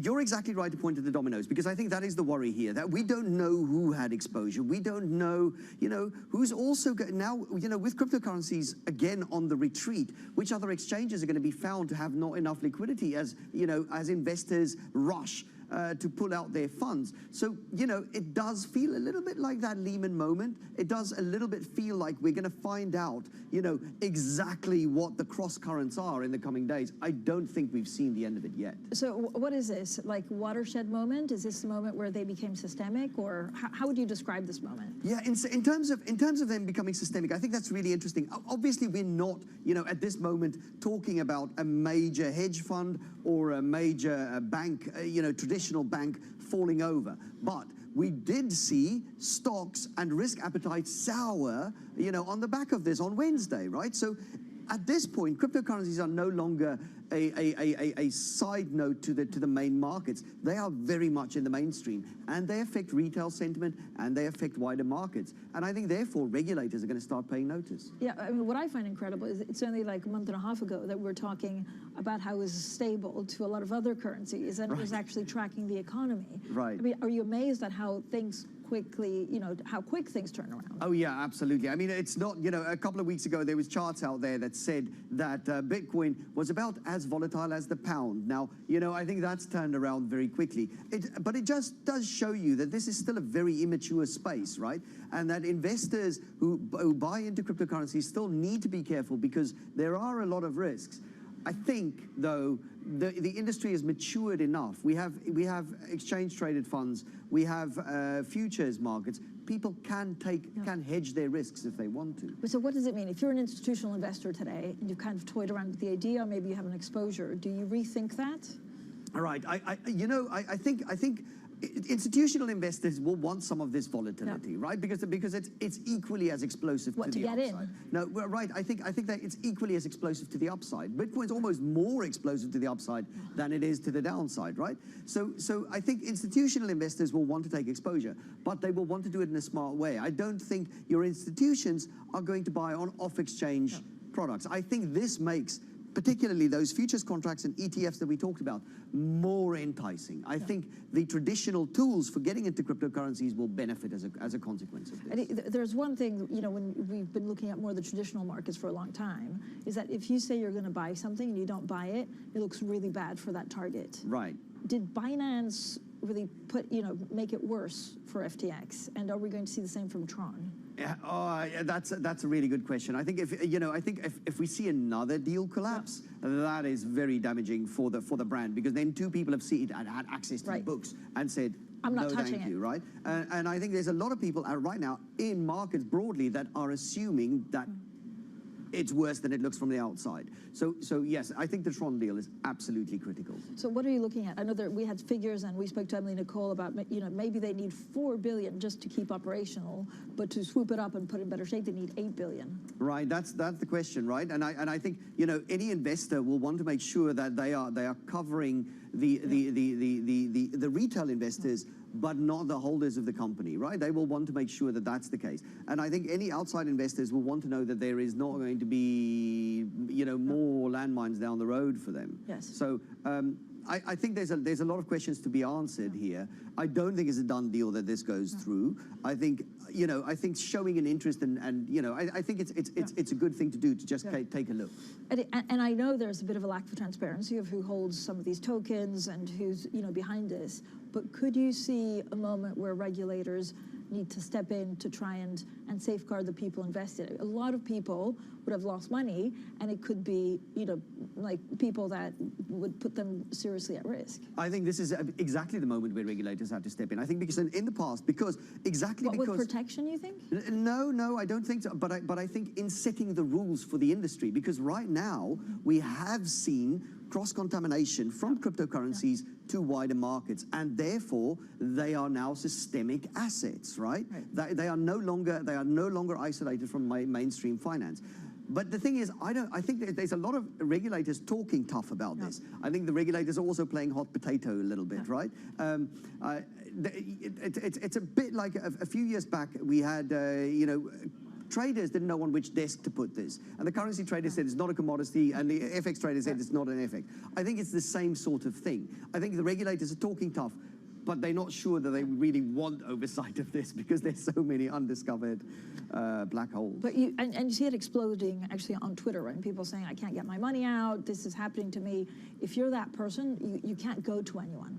Right, exactly. There is nobody to go to. But I think, retail investors should always take note. And they do get a lot of warning, but still a lot of them don't know because they are not professional investors. But they should take note that this is still pretty much the Wild West. If you go to cryptocurrency exchanges, you are exposed to the exchange's underlying liquidity.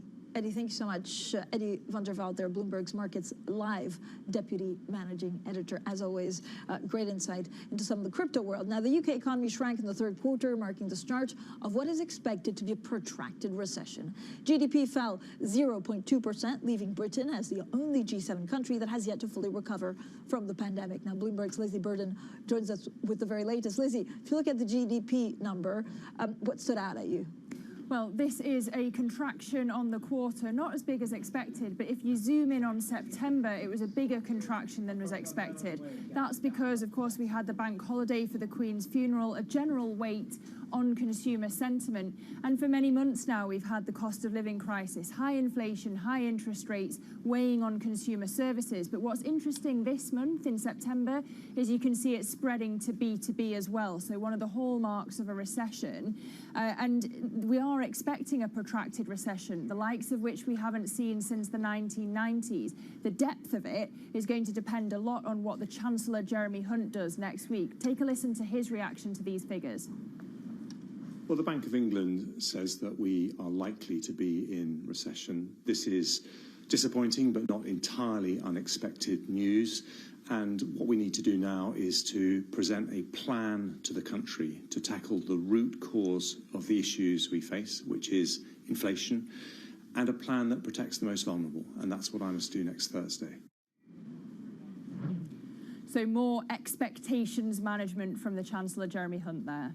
So, Lizzie, what are we expecting from the fiscal statement, November 17th, really the date that's been tattooed to our brains? Yeah, well, Jeremy Hunt and Rishi Sunak really face an impossible task because they've got to please the markets. We know what happens when you don't after the Truss mini-budget, but they've also got to please the voters. And the elephant in the room here is they've got to bring down inflation, which means controlling demand. So we're expecting lots of measures that are not so visible. Stealth tax rises, a freeze on government spending after the next election, and a stop or delay or a cancellation altogether of some of the shovels going in the ground, infrastructure projects. But really, that's going to have consequences in the long term, both for growth and levelling up. Lizzie, what's the most difficult decision the Chancellor has to make, actually, next Thursday? Well, he's got to prioritise bringing down inflation, but he's also got to show that he can boost growth. Growth was what Truss was all about, growth, growth, growth. But if they want to have a hope of winning the next election in 2024, there's got to be some positivity. They can't be seen to be just managing Britain's decline. And this is why, as I say, I go back to the Mays lecture from Rishi Sunak in February. His positive vision is about building a culture, a culture of enterprise, as he put it, based on capital, people, ideas. So expect to hear about R&D, boosting business investment and skills. Lizzie, thank you so much. Our Lizzie Burden there with the very latest on the UK. Now, coming up, Bloomberg's Youssef Gamaeldin speaks exclusively to Saudi Arabia's energy minister. That's coming up shortly, and this is Bloomberg.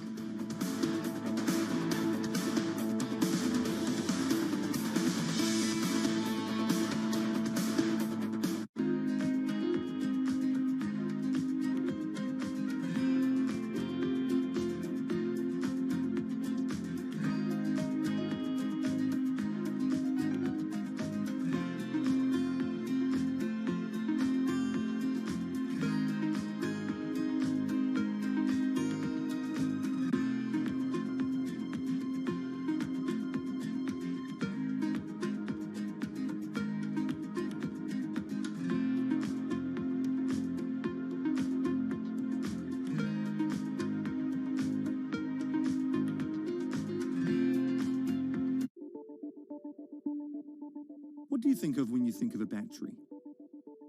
For most, it's what we use to power devices for both work and play, and maybe even your car.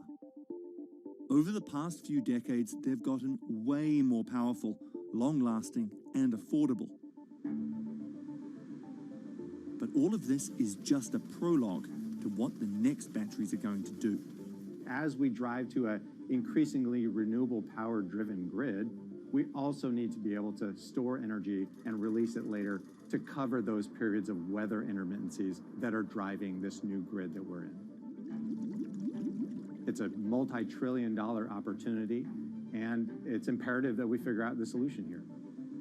How we store energy on a massive scale is in many ways the central challenge of the fight to stop climate change.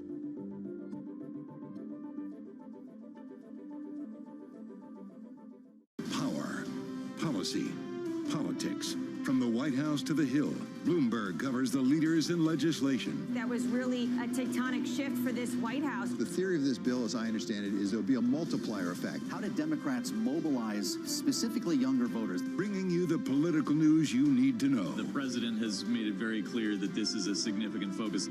For the intersection of Wall Street and Washington, nobody covers politics like Bloomberg.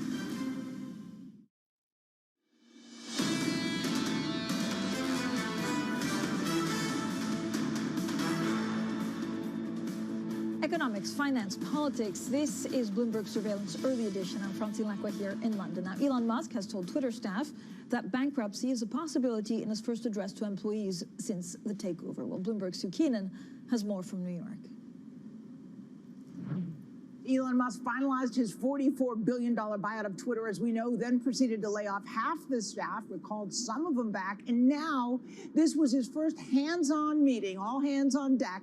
Those remaining employees and sources who were there tell us, he said, bankruptcy is a possibility if the company doesn't start generating more cash. Now, he had sent out an email the day before saying he wasn't going to sugarcoat the message, and he did not. He told workers no more perks like free food and working from home, and that they should brace themselves for 80-hour work weeks.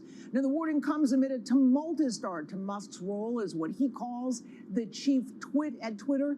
He immediately ousted the top tier of management involved in the company back 2 weeks ago. Now Bloomberg has learned 2 of the top remaining execs have resigned. They were involved in compliance and privacy, so that raises concern concerns about the company's ability to comply with regulations and oversight, which are significant.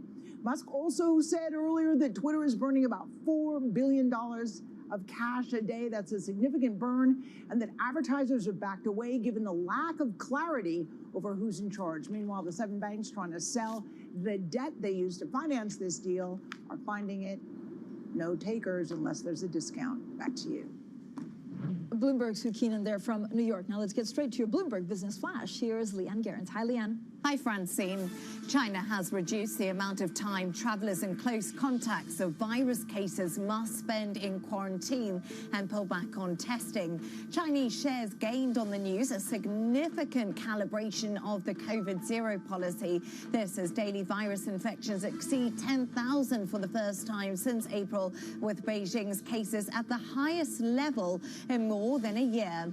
Now, SoftBank's Core Vision Fund arm has posted a $7.2 billion quarterly loss due to write-downs on its tech investment. The billionaire founder Masayoshi Son turned his telecom company into the world's biggest startup investor, but the effort has seen him recently buy a sharp downturn in tech valuations. Amazon shares have jumped on news that the CEO Andy Jassy is embarking on a review of expenses as part of a broader effort to streamline operations amid a slowing economy. The e-commerce giant has already paused hiring across the entire company, and SMI Seed's third quarter earnings did miss expectations despite seeing a 47% jump in net income. China's largest chip maker blamed the tepid outlook on weak demand, along with increasing U.S. curbs on access to chip technology. And that's your Bloomberg Business Flash. Francine. Leanne, thank you so much. Coming up, we'll take a look at what's been driving markets today. Don't miss that. This is Bloomberg.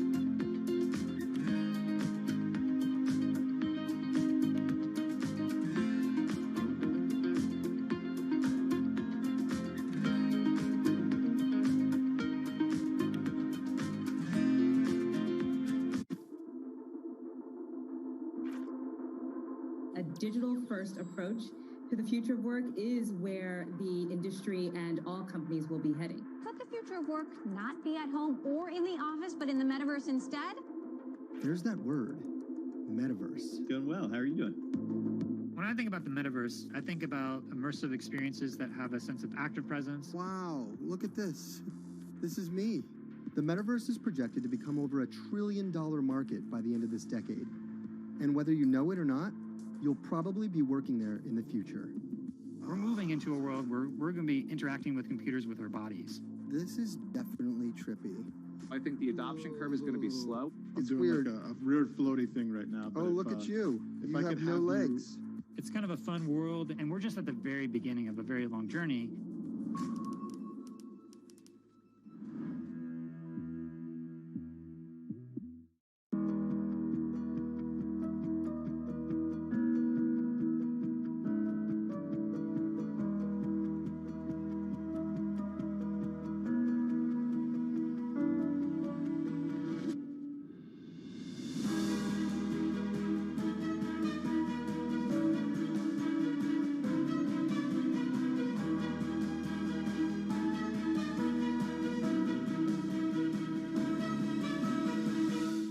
Why do the biggest names in business choose Bloomberg? That is a great question. It's a great question. Great question. Great question. Best question I get all night. Bloomberg, top experts, great questions.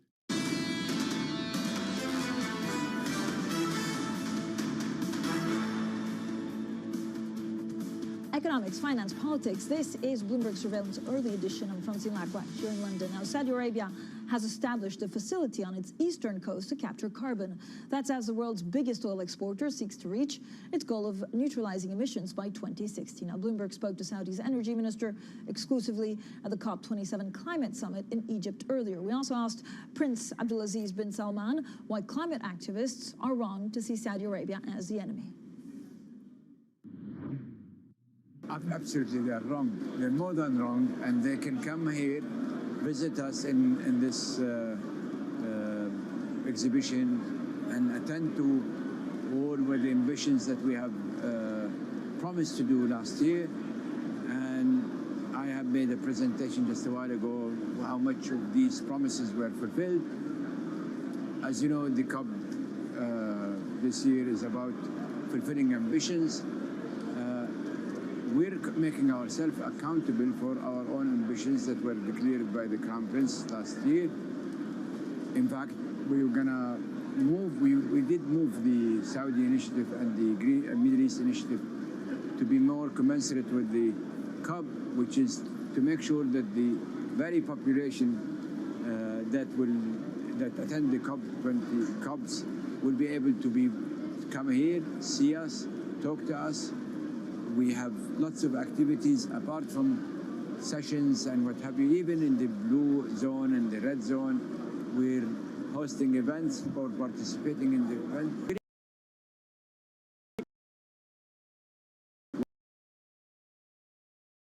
We are setting an exemplary model for hydrocarbon or energy producer, or even consumer. As you can see in what we have presenting here, we use the design of circularity. This is where we have been anchoring ourselves, which is the circular carbon economy. We have been aspiring to do all of the above with the reduce, the efficiency, the energy mix transformation that we're going through, and we're going to go for an energy mix thing. We'll do all of the above. We'll do the renewable, both solar, wind. We will do the hydrogen. We actually are working with Aramco and others to go even to geothermal. We're doing the nuclear. As I said, we're doing the efficiency. We really believe that we are setting ourselves to become an energy, not only producing, but energy even exporting country, because we're approaching countries with the idea of exporting hydrogen to them, to even exporting electricity to them. So we're going to do all of the above, and we're going to mitigate also using all of the above. Last year, at the end of the COP, there was an agreement to phase down the use of coal. Would the Kingdom be happy to see a COP ever write into its agreement that the world should phase down the use of oil? I think with oil, no. Yeah. I think, first of all, what transpired out of Glasgow was unabated coal. I believe the world needs all sorts of energy, and I believe that Paris Agreement was not about getting rid of that source, or it is not about getting rid of sources. It is about mitigating the emissions. Well, that was Saudi Arabia's energy minister, Prince Abdulaziz bin Salman, speaking exclusively to our Will Kennedy. Now let's get more on what's moving markets in the second half of European equity trading with Bloomberg's JP Barnett. JP, look, you look at equities, and actually they're rising on the back of that CPI number and China reopening. Yes, absolutely, and they're rising massively. What we saw yesterday was something that is called a 4 sigma move, so 4 times the normal daily move of the S&P 500. That only happened on 9 other days during the last 10 years, 8 of them during the March 2020 sell-off. So that shows you how how massive that move is. And I think like the biggest thing that we learned yesterday, besides inflation coming down more than expected, is that positioning in the market is eclipsing everything. There was a huge amount of short positioning in the market. We saw very light positioning among those that are long only. And this is being corrected now with shorts being covered, people probably chasing this rally for a little bit longer. And that's why we saw this massive move yesterday. Maybe we consolidate a little bit today after such a move, but I wouldn't be surprised if this rally has leg. Coming down now finally is more like of a mathematical thing. So the big question now for investors to look into is like, how fast will it continue to move lower? And what will happen if we suddenly like maybe get stuck around like 4% or 5% inflation? How will the market digest that? The other thing that is very crucial to watch is how earnings are going to develop further. The third quarter earnings season was showing some weakness in corporate margins. So we will see like how the fourth quarter is playing out, how the corporates are guiding us for 2023, and what analysts are doing with their estimates. These two things are the major things I would look out for. So, JP, you think the rally sticks? Well, I guess it can a little bit. We have a few weeks now to the next major data point. As I said, positioning is driving this market, and that usually can go a little bit longer. So if we see another 2 or 3 weeks of decent gains, maybe not like so dramatic like yesterday, that shouldn't happen, but like a slow grind higher towards the 200-day moving average, maybe for the S&P 500, that would be another like 4 or 5% higher. That would be reasonable in my view. All right, JP, thank you so much. JP Morgan there with the very latest on some of these equity moves. Now, Bloomberg Surveillance Early Edition continues in the next hour. Not only will they go through the CPI data from yesterday, they'll also look at China opening, and then everything and anything is really happening in the crypto world. So they'll have a full roundup of what's going on there, and then more for our exclusive interview with the Saudi Arabia energy minister. That's coming up shortly as well. A reminder, Treasury is actually closed today because of Veterans Day. The other market moves as we look at dollar strength, whether that's the end of it or certainly whether it's peaked, just like inflation has. And then the UK economic contraction, does it herald the start of a protracted recession? Certainly really feels like it. But then the drop was actually shallower than economists expected for the first time since the first quarter of 2021. It still means, though, that Britain is the only group of 7 economies that has yet to fully recover from the pandemic. This is Bloomberg.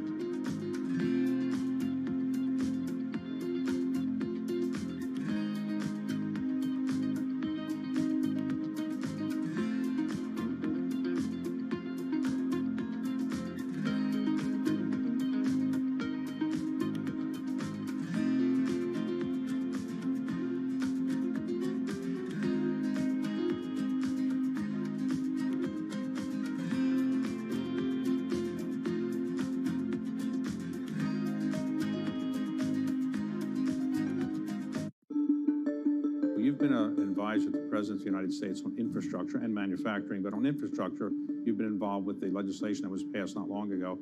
Why is the United States infrastructure so terrible compared to so many other wealthy countries? I have been around U.S. politics like you for a couple of decades and have served a variety of presidents from the different parties. And the attitude in the United States is obviously to keep taxes low and keep the public spend under control. And the word control is interesting, but that stops forward thinking in terms of planning, and therefore the short-termism around our fiscal policies has hurt us. I mean, in essence, infrastructure is a long-term return, and to get a long-term return, putting it into private hands is one way of doing it, but really the public side of life has to be willing to do the forward spend. The forward spend on airports and roads and EV charging stations has to come from the public domain. Now, raising taxes to spend money on infrastructure means you've got to trust the people doing the spending. And I think the public-private model is the way to go there, which is actually create an infrastructure bank that is US public sector owned, that has private sector matching funds. I think that sort of breakthrough has yet to occur in the United States. So where we go is tax and spend, which unfortunately one side of the aisle disagrees with. Bloomberg is live at COP27 in Sharm el-Sheikh, Egypt. Bloomberg Television and Radio brings you continuing coverage as world leaders, business insiders, and decision makers gather to take action toward achieving the world's collective climate goals. What are your top 3 priorities? There is an ability always to find the new and innovative ways to meet the challenge and at the same time take into consideration the pressures that exist. Special coverage continues only on Bloomberg, your global business authority. From New York City, From London, in Sydney, from Washington, in Tokyo, 9 a.m. in Beijing and Shanghai. Good morning, everyone. Have a great evening. Here's what I'm watching. You do not want to miss this How story. are you thinking about those dynamics?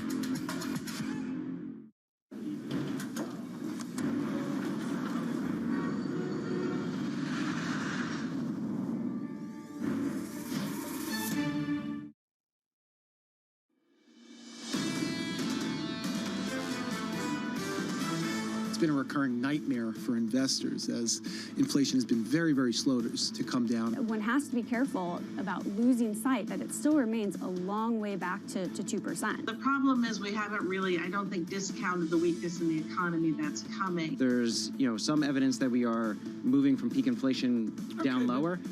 Where do we end up, I think, is the big question. General pessimism, anything that's bad but not quite as bad as people expect, maybe setting the floor under equities and risk assets. This is Bloomberg Surveillance, Early Edition, with Anna Edwards, Matt Miller, and Kaylee Lines. It's 10 a.m. in London, 5 a.m. in New York, and 6 p.m. in Hong Kong. Our top stories today. The rally carries over into a second day. European stocks and U.S. futures are rising again as China adds to the euphoria triggered by falling inflation in the world's largest economy. Crypto's rollercoaster ride. Bitcoin falls a day after soaring. The market's still feeling the effects of FTX's downfall. And the British economy shrinks, heralding the start of what may be a protracted recession. The Bank of England sees it lasting into the middle of 2024. Welcome to Bloomberg Surveillance Early Edition. I'm Anna Edwards in London with Matt Miller and Chrissy Gupta in New York. Kaylee Lines is off today. Let me come to you, Chrissy, then, in terms of these markets. I mean, how many triggers for risk on do we need in 24 hours? First, the U.S. inflation print, and then the China news. Well, given that we've had about 10 months of doom and gloom, I say it's about time, especially for the bulls. But to your point, it is kind of that risk rally that you saw in yesterday's session that's really kind of flown and that's really powered a lot of what's going on in the Asian session. In fact, the MSCI Asia Pacific Index had its best day going all the way back to 2009. That's how big this rally was, really globally and around the world. But to your point, Anna, it's not just about simply this less than expected CPI print, less hotter than expected CPI print. Also, this idea of China reopening, that is good news. They're basically changing the quarantine rules when it comes to even entering the country. You only have to stay in a hotel for 5 days now. At peak COVID, that was almost a month in quarantine before you could get in. So that is a major game changer, not just for China, but for the global economy that's talking a lot about access to that market. Nevertheless, powering stocks, you did see the Hang Seng up 7.7% on that news. Plus, like I said, the tailwinds of what happened in the U.S. session. We can't just stop at China. We got to talk about Japan as well. One of the major stories in the last year, I want to say, is this idea that Japanese interest rates are so ultra low. The yield curve control in the BOJ isn't working so much to the point that the Japanese currency is now weakening. If you then have slower inflation in the United States, those interest rate differentials change a little bit. The dynamic changes, which means you start to see some technicals play into the Japanese currency. And that's exactly what you're seeing here. Dollar yen testing that 140 level right below with a 139 handle right now, weaker by about 1%. But that sentiment is enough to, of course, power the Nikkei up about 3%, Matt. Yeah, first time we've seen that kind of yen strength. They're going below 140 since September. So very interesting story. I would say it pales in comparison, though, to the mega rally that we saw yesterday with the S&P over 5%, the NASDAQ gaining more than 7%, the biggest gains that we've seen since trillions of dollars in fiscal injections were announced in 2020. So it's amazing to me that we're also continuing to see gains in futures after after that. So really, the bulls have had their day. Maybe it was a short squeeze yesterday that exacerbated the gains that we saw after the CPI print, but it looks set to continue. Is it really on the back of loosening Chinese COVID rules? I mean, you still have to stay in quarantine for 5 days in a hotel and then 3 days at your home, assuming that you have a home there when you're going. Bloomberg Dollar Index coming down a little bit. That is due in part to the strength of the yen, but also you see strength in the euro, as well as the pound against the dollar index. And maybe this is also just more risk on sentiment. You can get out of safe havens like the dollar. There's no treasury safe haven to be in today unless you bought before the close yesterday or at the open tomorrow, because it's Veterans Day. So the bond market, you know, respectfully takes the day off. I don't know why the equities market doesn't honor Veterans Day. NYMEX crude up 2 2/3%, 89.15 a barrel. So we see gains across oil as that risk-on sentiment goes into other asset classes. And Bitcoin coming off, but it had a banner day yesterday. It's now back to 17,369. It's almost as if the FTX implosion never happened, but of course that story continues to develop, and we're going to continue to bring you headlines on that. Anna, what do you see in terms of Europe? Yeah, we'll certainly get more analysis on the crypto story later. Well, this is the European picture. We're distilling, of course, all that enthusiasm on Wall Street yesterday. We got a chance to price some of that in here in Europe yesterday, but not all of it. The Nasdaq up by more than 7% by the close, of course. Plus, we're adding in the enthusiasm that we saw through the Asia session for what's going on in China. Hong Kong markets, for example, partying like it's the end of the 1990s. So this is what that all looks like here in Europe. Not quite such enthusiastic moves, but we are stronger. The CAC 40 in particular up by 0.8%. Just to point out, we have heard from the EU just in the last few minutes, the European Union cutting its 2023 Eurozone GDP outlook to 0.3%. It sees more inflation, so bringing down the GDP outlook, pushing up the inflation outlook. That's not the direction of travel you want things to be moving. How does the news out of China, how will that change that, shape that in the months and the weeks to come? These are some of the assets in focus here in Europe. The pound, 117.51. More on this with Lizzie in a little while. But really, it's the big global pictures that are driving the pound rather than the UK data. But we have had UK data out today. We are now in contraction in the UK economy. Will it be a recession? Will we get another quarter to back that up? That is the expectation. The euro getting a really big bounce off the back of that CPI data. Reduced interest rate differentials between the United States and the Eurozone. That helps. 102.63, just checking in with where we are there. 96.34, Matt had the WTI price. I've got Brent up by 2.9%. This is where we've seen some of the read across into Europe from that news out of China. So as China starts, even at the margin, to signal opening up, we do see a bit of a move higher in Brent crude. What does that mean for inflation going forward? A question for another day. And this is the Richemont share price up by 11.3%. Whether you look at the numbers they reported or whether you look at the China news flow, all of that adds up to something really positive then, Chrissy, for the luxury goods sector. Somebody somewhere buying a lot of watches.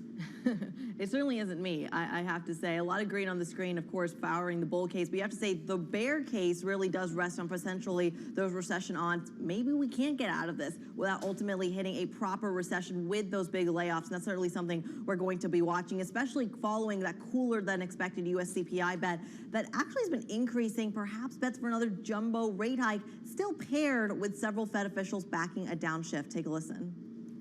While I believe it may be appropriate to slow the pace of rate increases so we can better assess how financial and economic conditions are evolving, I also believe a slower pace should not be taken to represent easier policy. In the upcoming months, in light of the cumulative tightening we have achieved, I expect we will slow the pace of our rate hikes as we approach a sufficiently restrictive stance. But I want to be clear, a rate hike of 50 basis points would still be significant. Stepping down is an appropriate thing to think about. It is not to be confused with adjusting the terminal rate. By terminal, I don't mean the end rate we'll ever have. I mean the rate at which we would raise to hold. A more measured approach to rate increases might be particularly useful as policymakers judge the economy's response to higher rates. Already, we've seen the committee's policy actions lead to a very sharp tightening of financial conditions. For more analysis on the post-CPI rally, let's bring in Bloomberg's market reporter, Valerie Teitel. Valerie, walk us through it.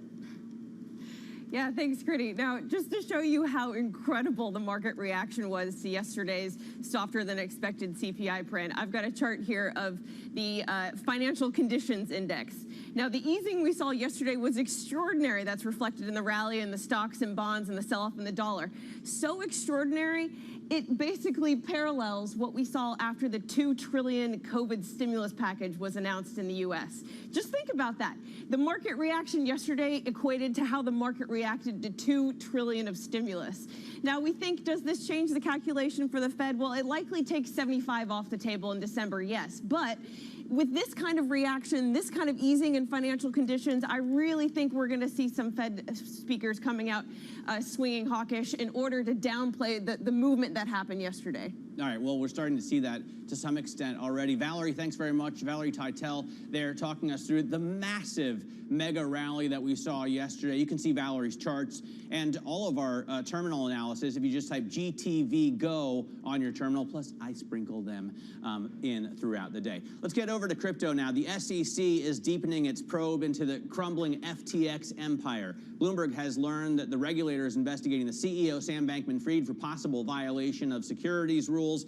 This should come as no surprise, but it does come after Binance pulled out of a deal to rescue FTX. Binance, of course, kind of made the deal necessary in a sense as well. The CEO, CZ, spoke at, I should say, the Indonesia FinTech Summit earlier. From our perspective, the deal did not make sense from a number of fronts. From a financial perspective, it's a big hole. From new users, FTX, we have very high overlap. We cover all the regions they cover, and they have much less users than us. From a technology or product perspective, I think we have a superior product. They don't have anything that we don't have. So our original intention was to let's save the users. But then the news of misappropriating user funds and especially U.S. regulatory agencies' investigations, we're like, okay, we can't touch that anymore. Now, Tron has stepped in to help rescue FTX. The CEO, Justin Sun, says he's in fundraising talks with Sam Bankman-Fried. Sun spoke with Bloomberg's Tom McKenzie earlier. Right now, I think the most important thing is still we need to do a full due diligence, and at the same time to evaluate the situation, to have a full picture of like what's going on, like how serious is the liquidity crunch. So basically, once we get the full picture, I think we will start to making moves. McKenzie joins us now for more on his interview with Justin Sun. By the way, is Justin the guy who bought the Beeple NFT for like $69 million? He does fall into that category. He also wined and dined with Warren Buffett. I think he paid over $10 million for that. And interesting, he's also the ambassador for Grenada as well, Matt. Look, you know this story really, really well. So we spoke to Sun because he could be the next, and there's a big caveat there, the next knight in shining armor to come to the rescue. Really interesting to hear from Changpeng Zhao then, Zhao Changpeng, of course, CZ of Binance, outlining his concerns about this deal. Tron, and we know this, his team were talking to me just in the last hour or so saying that Justin was up all night with his team doing this due diligence. He's going through the numbers, him and his team. They want to try and come to some conclusion. He said, and he told us in this interview, he is ultimately prepared to put billions of dollars into this deal, again, if it aligns and if the numbers work out. Big caveats there. We know there's that regulatory challenge as well. Of course, the Bahamas, where FTX.com is listed, or at least is based, they have frozen the assets as well. Justin Sun saying, look, he wants to do this in terms of solidarity for the space, for the crypto space. Clearly, he has his own self-interest to try and make this work. But there are going to be major challenges for him to get this over the line. He has made one important step, which is he's persuaded FTX to release some of the coins, some Tron coins and some Huobi coins, because he's a key advisor on that exchange, Huobi, out of FTX.com. So that's one of the first steps. Now he's doing his due diligence. And again, he told us he's prepared to put billions into this ultimately if they can make this work. Bloomberg's Tom McKenzie, we thank you as always. Another company facing potential bankruptcy, Twitter. Bloomberg's learned that Elon Musk has told Twitter staff that bankruptcy is a possibility if the company doesn't start generating more cash. Twitter has a significant debt burden from the acquisition, with some funds said to be offering to buy paper for as little as 60 cents on the dollar, a price typically reserved for companies deemed in financial distress. Anna, this is a fascinating story that has really evolved very quickly. It's kind of hard to not watch the investor reaction now that Twitter is really not part of the S&P 500 anymore, not even publicly listed. Nevertheless, still a story that we're going to be watching from around the world. Yeah, such a huge player in many global economies, global democracies, that no doubt we watch it and continue to do so. Now, the UK economy shrank in the third quarter, making the start of what is expected to be a protracted recession. For more, we're joined by Bloomberg's Lizzie Burden. Lizzie, break down the GDP data that hit a few hours ago. Well, Anna, we did see a contraction in the third quarter, but not as big as was expected. But if you zoom into the September figure, it was a bigger contraction than was expected. Why?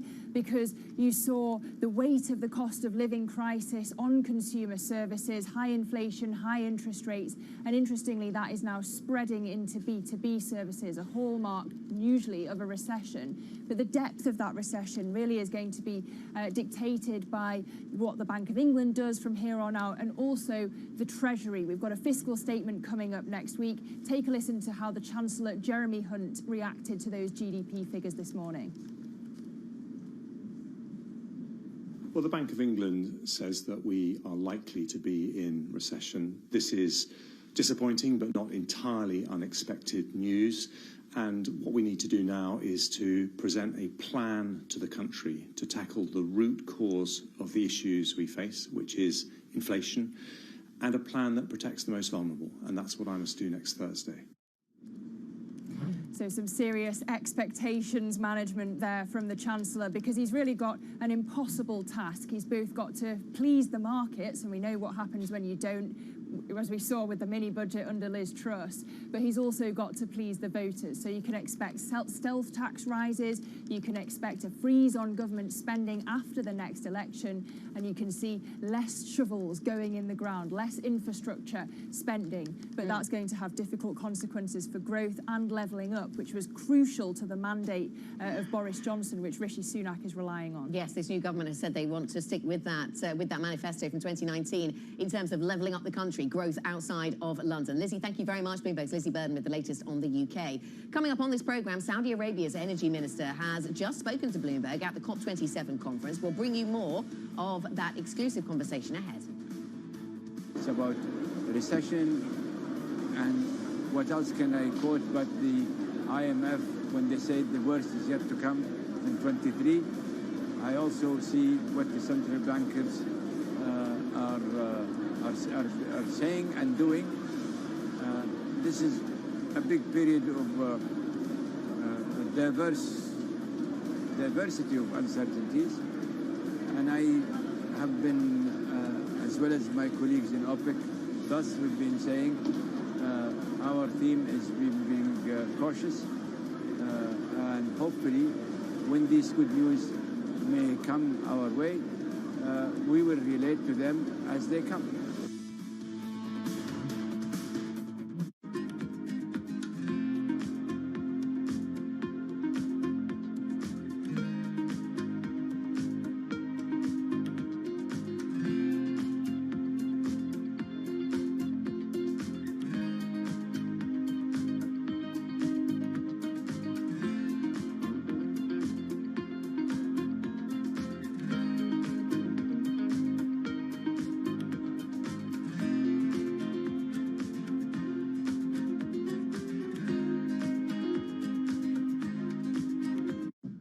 When I started, I had no idea it was going to turn into this, which is a tracksuit empire. I don't have any investors. All this is all money in. This is me going out and hustling, bringing that money back, and just building it, building it, building it. You gotta think about a person that was homeless at one point, didn't really have any money coming in. The fact that this person was relentless and just determined to succeed and not let rock bottom define him as an individual. I can take things and put them together and take them apart and make them better and put them back together. I respect the craft, so I don't want to minimize and disrespect the value of each step of the craft and do by machine what should be done by hand.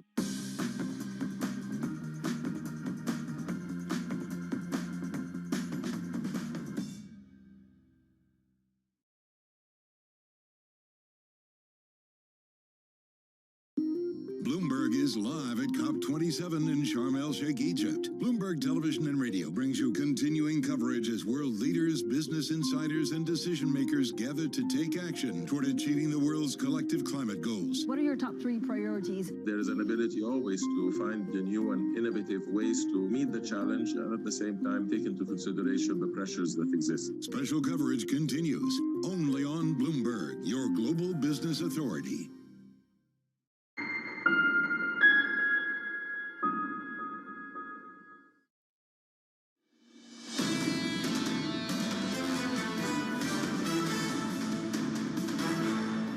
Welcome back to Bloomberg Surveillance, the early edition. We are simulcast on both Bloomberg Radio and on Bloomberg Television. Now, if you're listening on radio, you can't see the chart that I'm going to show our TV viewers right now, but I'll walk you through it. A ton of superlatives after yesterday's massive rally in the stock market. What we've got here is a look at a basket of the most shorted stocks in the market. And we saw a jump in the value of those stocks, the likes of which we haven't seen since all the way back in March or April of 2020. As Valerie Teitel reminds us, that's when the U.S. government was pouring $2 trillion of fiscal stimulus into the economy. So does that mean what we saw yesterday was a short squeeze? Joining us now is Denitsa Tsikova, Bloomberg cross-asset reporter, to walk us through it. Denitsa? Yeah, so heading into last week, we really saw hedge funds being quite short bonds and stocks and reducing risky bets. Obviously, when a rally like yesterday comes up, they have to unwind position and sometimes even chase gains not to be left behind. If we look at stocks, they were net bearish, and we saw the Goldman Sachs basket jump 11% on the day. As you said, one of the best performances since the start of the pandemic, so definitely there was some short covering there. If you look at other speculative corners like the ARK ETF or unprofitable tech, we also saw double gains yesterday, so definitely there was a lot of risk on sentiment. And when we turn to treasuries, hedge funds were the most negative they've been since the start of the pandemic, and especially on the shorter end, the most bearish they've been on record.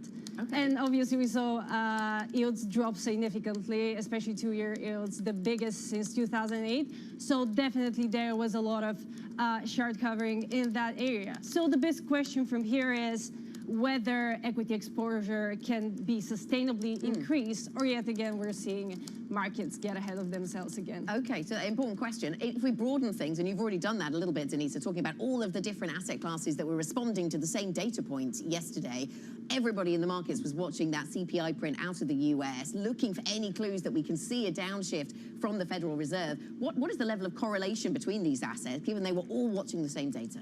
Yeah, so asset classes have never been that correlated to inflation and overall economic data, and this is a really negative correlation between them. So if we look at, for example, the stocks and then the Citi Economic Surprise Index, that negative correlation is the lowest since 2017. For bonds, this is 2019. So that means if we get a hotter print, the drops are getting bigger and bigger. But if we get a cooler print, the rallies, as we saw yesterday, are also getting more rapid. So yesterday we saw the biggest post-CPI rally on record. And going forward, of course, the Fed is very focused on that data-driven approach. Yesterday we saw some signs of them appearing to back some downshifting rates. So there may be even more sensitivity to any economic data, from jobs data to manufacturing, but of course inflation being the big one. Okay, Denitsa, thanks very much for joining us. Bloomberg's Denitsa Tsikova. And for more market analysis, you can check out MLIV Go on the Bloomberg terminal. This is Bloomberg.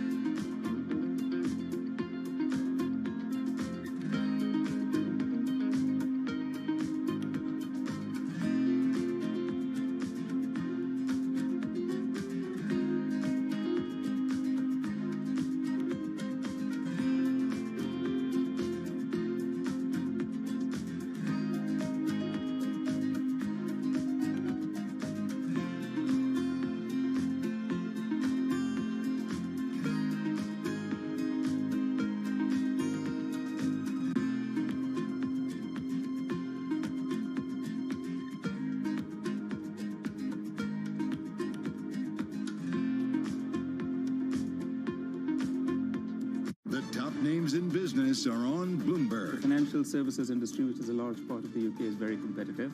But it's not the only one. Health sciences, even technology and fintech are very, very bright stars in the UK. The market environment is a very challenging one. It's not about blaming the markets. The markets is the same for everyone. And that's exactly how we deal with it. 90% of our clients are indicating we need more guidance. And if they want more guidance, that's why they bring their money to us. Nobody covers business like Bloomberg, your global business authority. Suppose somebody is watching and says, I want to be Ari Emanuel when I grow up. What should somebody do to get into the talent agency business or the business you're in? Well, it's hopefully what I've taught my kids. You got to be intellectually curious. You got to be, you got to show up. And you know this like I know this. I got on a lot of planes. You just, even though that voice in your head is saying, oh God, I'm so tired, I don't want to do this. You got to show up. You got to be charmingly relentless. You have to build emotional endurance because there's no straight line to success. It's kind of all over the place, and you have to just be able to work through those things. And then I think one of the things that I do every week is I try to create serendipity. BSO Now is your online home for weekly Boston Symphony Orchestra and Boston Pops performances. See new concerts that go behind the scenes, plus acclaimed archival concerts. Visit bso.org/now, where the music plays on. BSO season sponsor, Bank of America. Bloomberg has enhanced search on the terminal to deliver what you need when you need it. Now, you can simply type phrases in everyday English in the command line. Compare financials. Find people. Analyze markets. You can enter phrases or ask questions. What do you want to know today? Ask a question or visit SearchGo to find answers now.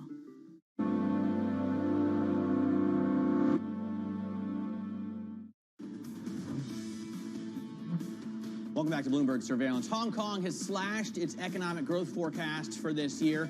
Authorities now see the city headed into a deeper contraction. Gross domestic product is expected to fall 3.2% in 2022. Hong Kong is struggling with rising interest rates, slowing demand, and continued fallout from China's COVID-0 policy. They previously had expected GDP to be roughly unchanged for the year. Coming up, Freddie Late, Latitude Investment founder and CIO, joins us. This is Bloomberg.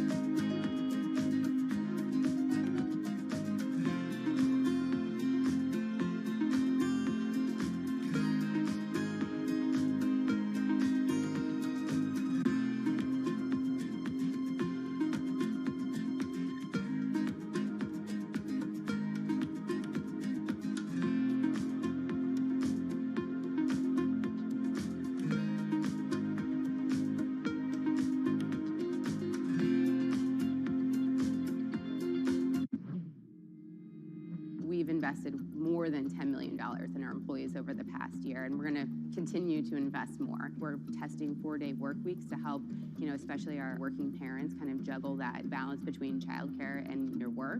I know I deal with that all the time. This is really a people-first company.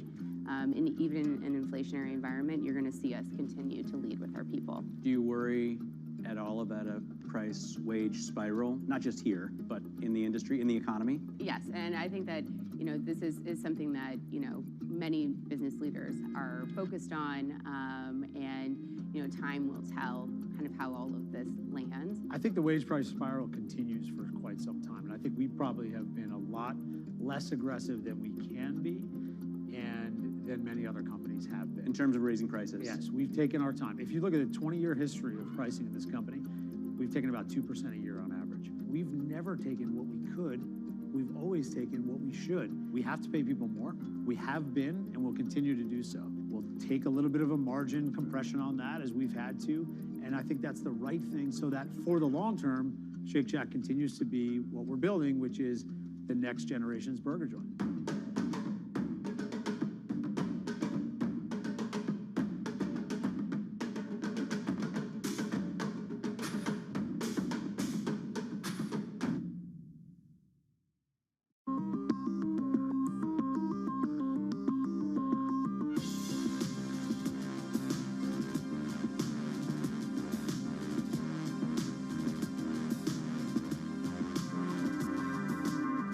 When U.S. jobs numbers are released, Bloomberg brings you crucial data at terminal speed and instant expert analysis. Nobody covers Jobs Day like Bloomberg.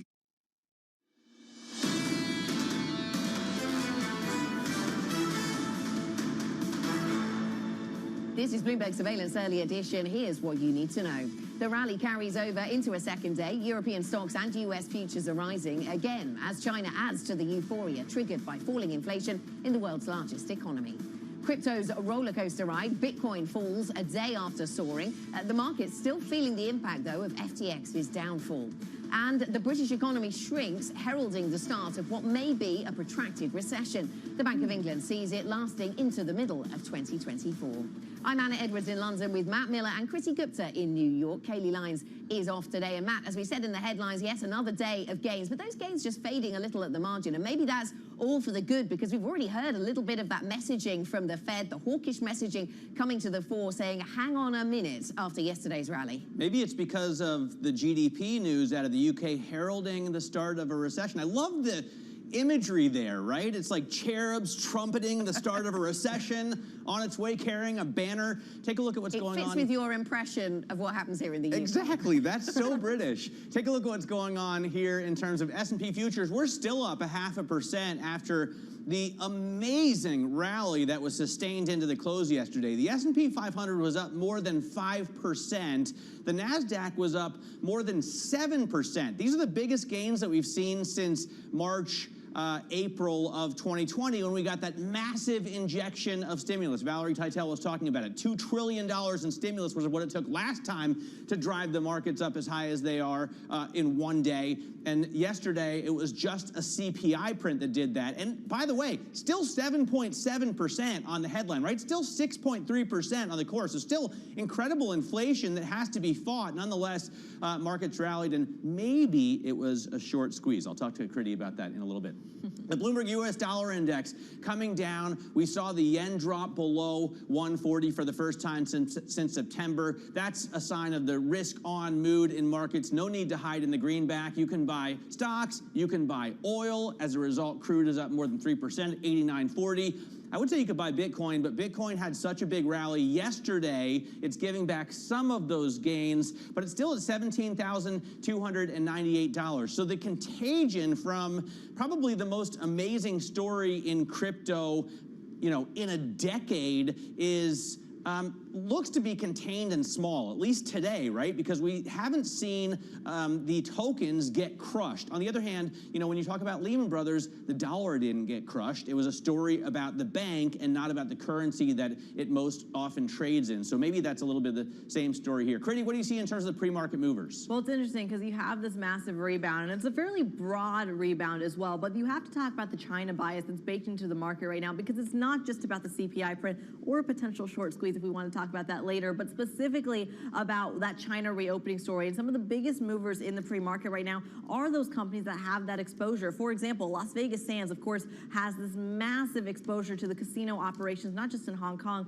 but in Macau as well, up 3.5% in the pre-market. Like I said, one of their biggest pre-market movers this morning, as well as Freeport-McMoRan, the copper maker as well, copper, I should say miner, excuse me, down up about 3.6%. Once again, really taking its cue from the commodity picture. infrastructure and that China reopening story. To the downside, though, like I said, a very broad rally, but there are some exceptions, and Intel is definitely one of them. Intel shares, INTC is your ticker for our radio audience, down about 2% in the pre-market. And I have to say, one of the only, I want to say 5 or 6 stocks actually down this morning. This comes after Advanced Micro Devices unveils server chips aimed at gaining ground on Intel. We know those two companies have really been fighting for that market share, Anna, and right now Intel, at least in today's trade, losing that battle, whereas Advanced Micro Devices up about 1.2%.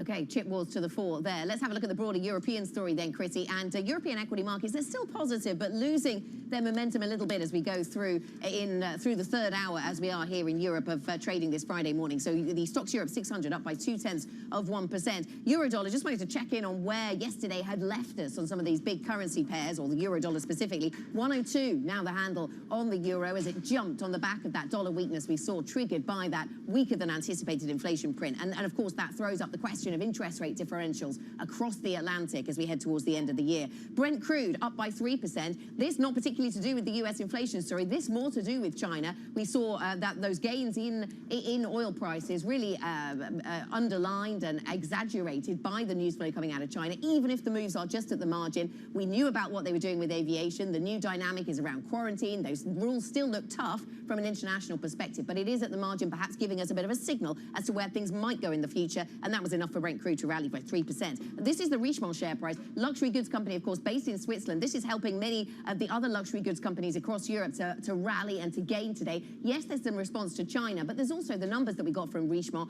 They've been doing pretty well, going direct to consumer, that's part of it, but also the sheer demand that they're seeing for luxury timepieces, for watches right now, Chrissy. Apparently somebody buying lots of them.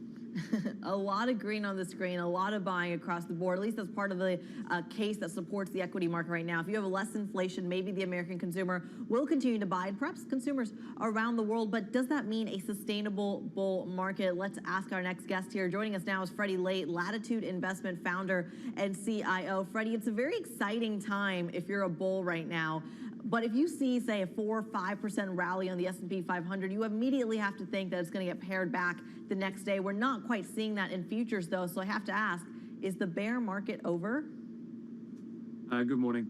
No, I doubt very much the bear market's over. I think this reaction is pretty typical for the extreme moves that we see in bear market rallies. I think in the 2000-2003 bear market rally, the Nasdaq had something like a dozen rallies over 5-6%. So it's not a surprise. I mean, it obviously could mean the bottom of the market has been put in, but it feels much more likely that this is a bear market rally in the stocks that have just done so poorly. And if you looked at yesterday's performance, and when we did, and we correlated it to the performance year to date, it was really the year to date losers that were all ripping the most. And I think that's just indicative of a bit of short covering, a bit of sort of mean reversion.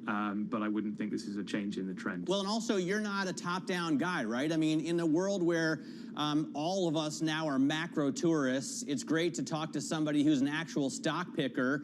What do you like right now, Freddie? Well, to start with what we don't like, I think the one thing I'd say is, the reliance on the Fed and interest rates and easy money, which I do genuinely believe is overall certainly much less of a feature for the next cycle. If you're buying stocks where their thesis or their upside rests on the Fed, other than, i.e. not fundamental reasons, I would be selling them into any of these rallies. The things we're looking at are very broad. We're buying industrial companies, we're buying retailers, we've got some healthcare stocks, we own some banks, but we also do own some technology stocks, which we think still justify their valuation, but they have to be growing underlying free cash and earnings, and they have to be inexpensive. Well, and I look at, you have Dollar Tree. That worries me. That looks like a stock that somebody would buy going into a recession. You have AutoZone. You have Advanced Auto Parts. Ditto. Those are stocks that you buy when you think someone is less likely to buy a new car and more likely to fix her old car. So what's the story here?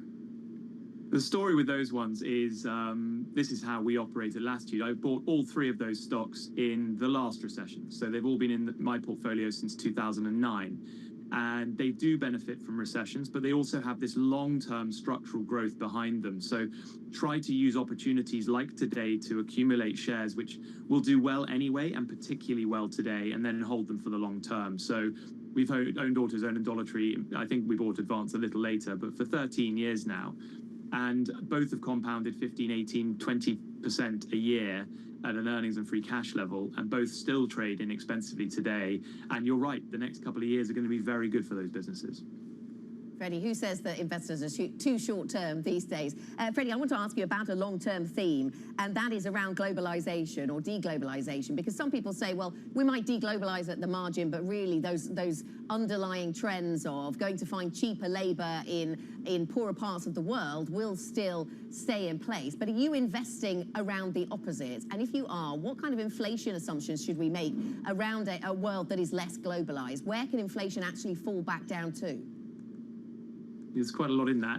Yes, I think if you look at sort of the effect of globalization in the last 20 years, particularly since China joined the WTO, corporate margins in the States, which used to average around 8%, have gone up to sort of 10 to 12. They've actually been coming down since globalization or trade as a percentage of GDP peaked in 2010, but they've shot back up recently. We expect that margin compression to continue for the next 5 to 10 years as we do reshore and de-optimize, if that's a word, supply chains around the world and build in more resiliency. The efficiency was very inexpensive, but the resiliency is going to cost more. So I think margin pressure is going to come.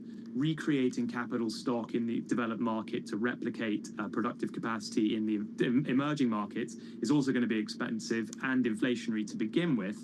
And to put a level on it, I don't know, but I do think the next cycles, what we had was sort of 1 or 2% in the previous cycle. That's now 3 to 4% in the new cycle, with wilder swings around it, is how I'd frame it. And where do you go to find those businesses, Freddie, that withstand those trends or benefit from the trends you describe? So investing in developed market-focused businesses, I think, is more attractive at this stage in the cycle, especially the deglobalization story. And looking at industrial companies in particular. I mean, industrial production in the developed markets really not grown for the last 20 years, having previously grown with GDP. So you've got a lot of aging industrial capacity, a lot of factories that require automation, that require electronics, that require sort of 5G and Bluetooth and cloud computing to support it. So there is still that trend towards efficiency and optimization within the stock we've got here. But I think old-fashioned economy businesses, some of the energy companies, I still think will do very well. Some industrial companies basically will do very well. And also those playing into the less carbon-intensive replication of this capital stock. So it doesn't have to be a windmill manufacturer. It could also be someone who can build factories that are more energy efficient, things like that. Those are the sorts of ways I'd expect to play. Okay, a focus on factory efficiency and upgrades then. Freddie, thank you very much. Thanks for joining us. Freddie Late of Latitude Investment. Coming up on the programme, trouble continues to multiply for crypto mogul Sam Bankman-Fried. Trouble in the Bahamas now. We'll discuss the future of the industry next. This is Bloomberg.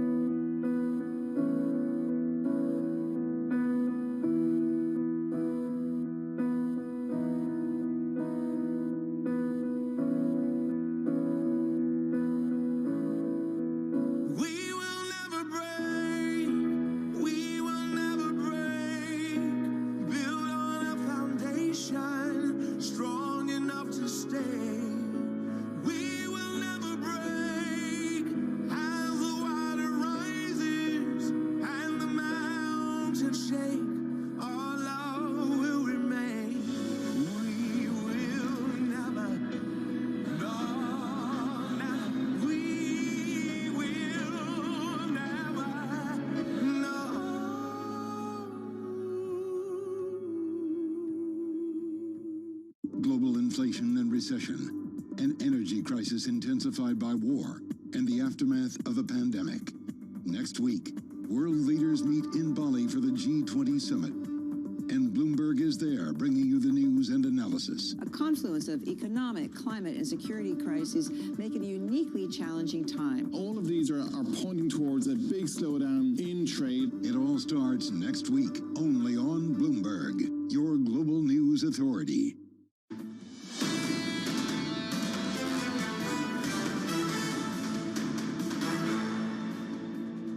There are very likely to be further casualties of this because crypto exchanges are interconnected. There are concentrated pockets of risk. You have these potentially bad actors, either maybe not intentionally malicious, but they've made some mistakes in the management. The broad crypto segment itself isn't as affected. It's more of the reputational damage that is actually sort of more the sort of call it fundamental sort of financial damage. It is a very serious situation. There's no beating around the bush. There were a lot of hedge funds and trading firms that actually were counterparties to FTX. So again, we may see casualties in that area. We need to continue to fight for the regulatory clarity, the transparency, and the utility in crypto. And we believe with all of that, we will build back from this. Those were some Bloomberg Television guests weighing in on the collapse of Sam Bankman-Fried's FTX empire. More signs are emerging that FTX is crumbling. The Bahamas, where Bankman-Fried's FTX.com arm is based, has frozen the assets of its local trading subsidiary. Ana Herrera, Bloomberg senior crypto editor, joins us now for more. So, Ana, do we know now a little bit more? Have we learned over the past few days what exactly happened here, why there's such a huge shortfall in the assets at FTX? So we know that sort of investigators are looking at this, authorities in the US, and there might be some misappropriation of client funds, but it's still very murky, the picture, which raises the issue again of whether crypto is transparent or not. A lot of crypto selling point in blockchain is it brings more transparency to finance, but we're actually seeing many of the issues that, happened in the financial crisis of 2008.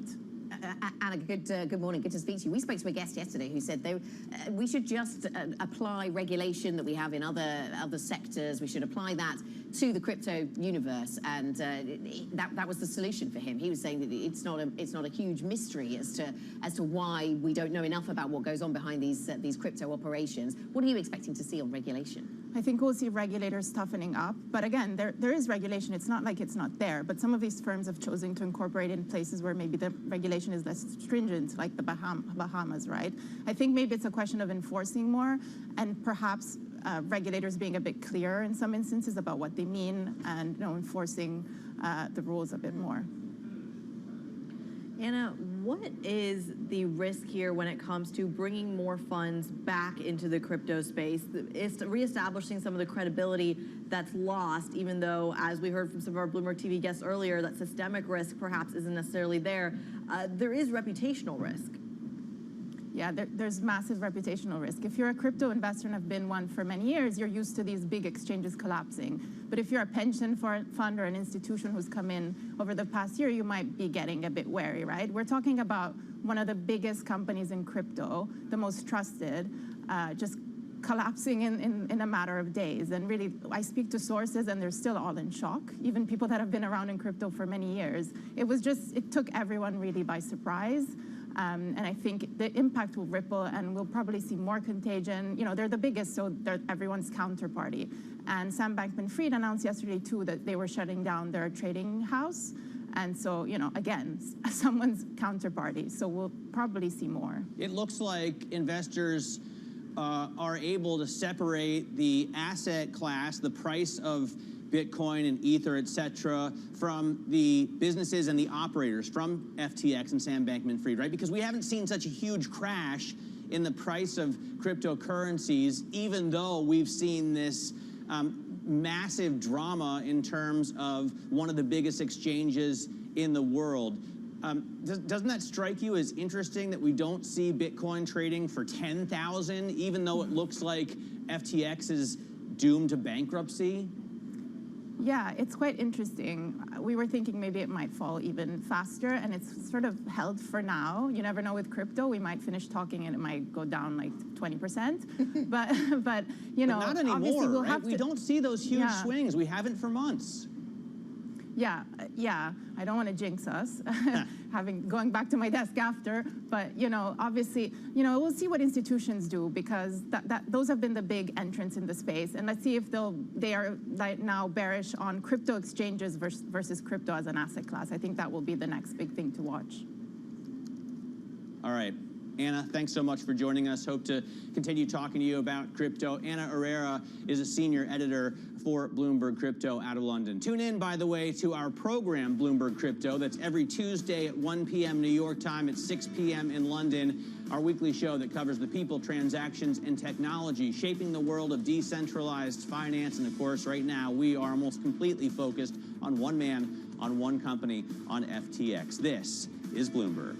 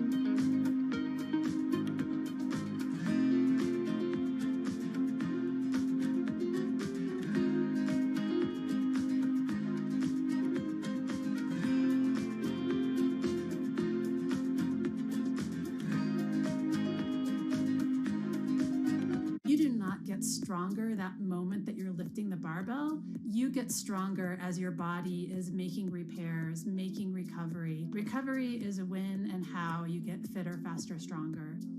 Recovery technology includes everything from massage guns and foam rollers to compression boots, hyperbaric chambers, cryo chambers, infrared saunas, and even infrared pajamas. And athletes are partnering to become investors to take those products mainstream. When you look at tech and sports right now, it's completely innovating the way training's going, completely changing the way recovery's going. I think sky's the limit as far as where it can go. But while some of these products can feel amazing, it can be difficult to differentiate between what really helps the body and what just tricks the mind. Every time you're chasing the latest, greatest, newest tool, you're probably chasing a mirage. A lot's happening on Wall Street. I think Jay Powell said things that were indefensible. Need to catch up? This is Bloomberg Wall Street Week. I'm David Weston. We've got the information and insights. We think that's the next secular shift. From businesses most influential and instrumental. It's knocking it out of the ballpark. It's a challenging dynamic. This is a level of uncertainty that we haven't had to deal with. Bloomberg Wall Street Week, live tonight, with replays all weekend on Bloomberg Television and Radio.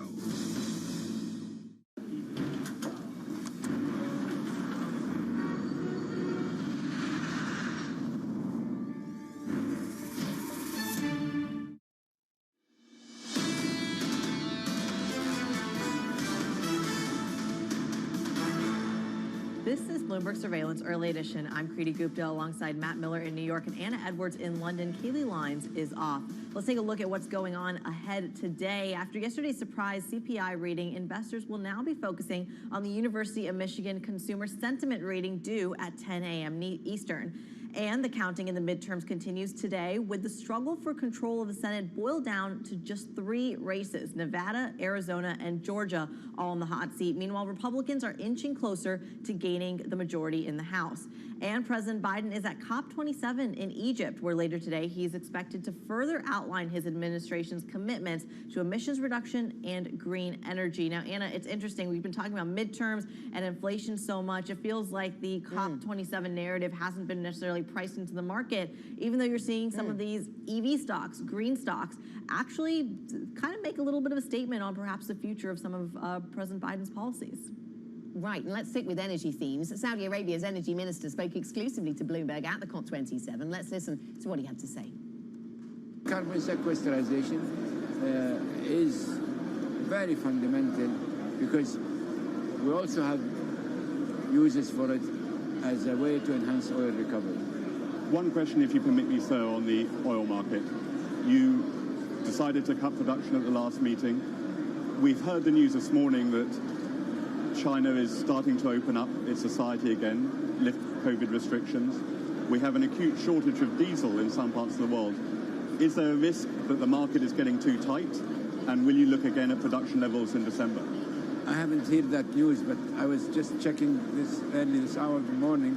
Actually, I saw the different thing in Bloomberg, which says that China is closing more cities and what have you. So the jury is still out. I do take what the Chinese authority are saying, and that they are saying is that they are going to continue to be strict and diligent and follow the same regimentation that they had. But it's not just about China. It's about recession and what else can I quote but the IMF when they say the worst is yet to come in 23. I also see what the central bankers are saying and doing. This is a big period of diversity of uncertainties, and I have been, as well as my colleagues in OPEC, thus we've been saying our theme is being cautious, and hopefully when these good news may come our way, we will relate to them as they come. So it's always about being flexible. It's about being responsible and not to lose sight of what the market requires, the industry requires, which is market sustainable stability of the markets.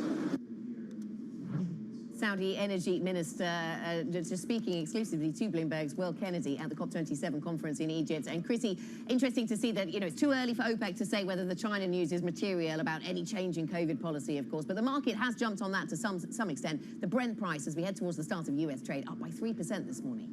It really has, and I think the other point you still have to make, though, is that even as you have this kind of unquenchable demand almost for oil, and I would say commodities across the board, some of these EV stocks are still actually higher. The idea that this energy transition conversation, it's not over, Matt, even if you do have Republicans perhaps gaining a little bit more of an edge in Congress. Yeah, to me, my hope for COP27 is that they find a way to deal with all the trash that rich countries like yours, Anna, in the UK, or ours here in the US, are constantly shipping to Thailand and Malaysia and Indonesia and just polluting the earth in a disgusting way. Matthew Campbell, a Bloomberg journalist, has an incredible story on the Big Take. I wish everyone would go there and read an NI Big Take about this problem. I will dig it out for weekend reading. We might need another conference on that subject. That's it for Early Edition. Surveillance is ahead. Tom, John and Lisa standing by to take you through the market moves. This is Bloomberg.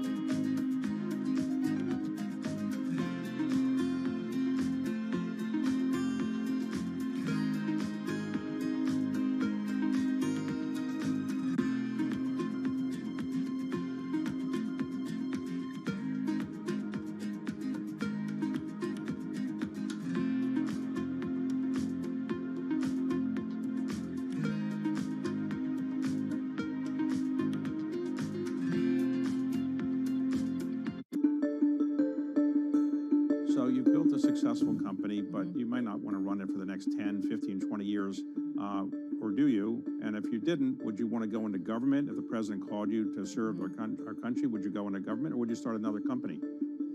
I love what I do.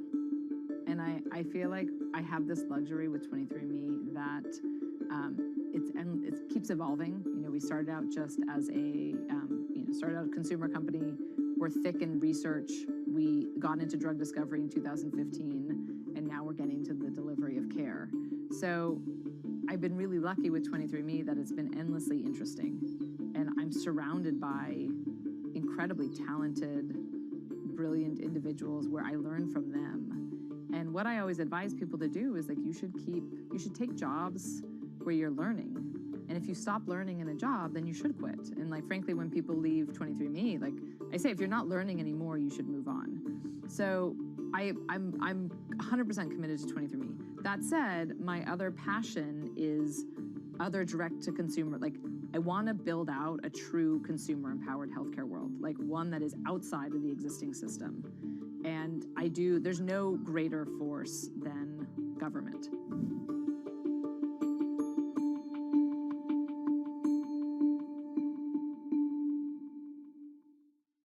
The top names in business are on Bloomberg. This was not a solvency issue at all for the pension system. It was a liquidity issue. So a liquidity problem had to be managed. Nobody covers business like Bloomberg, your global business authority.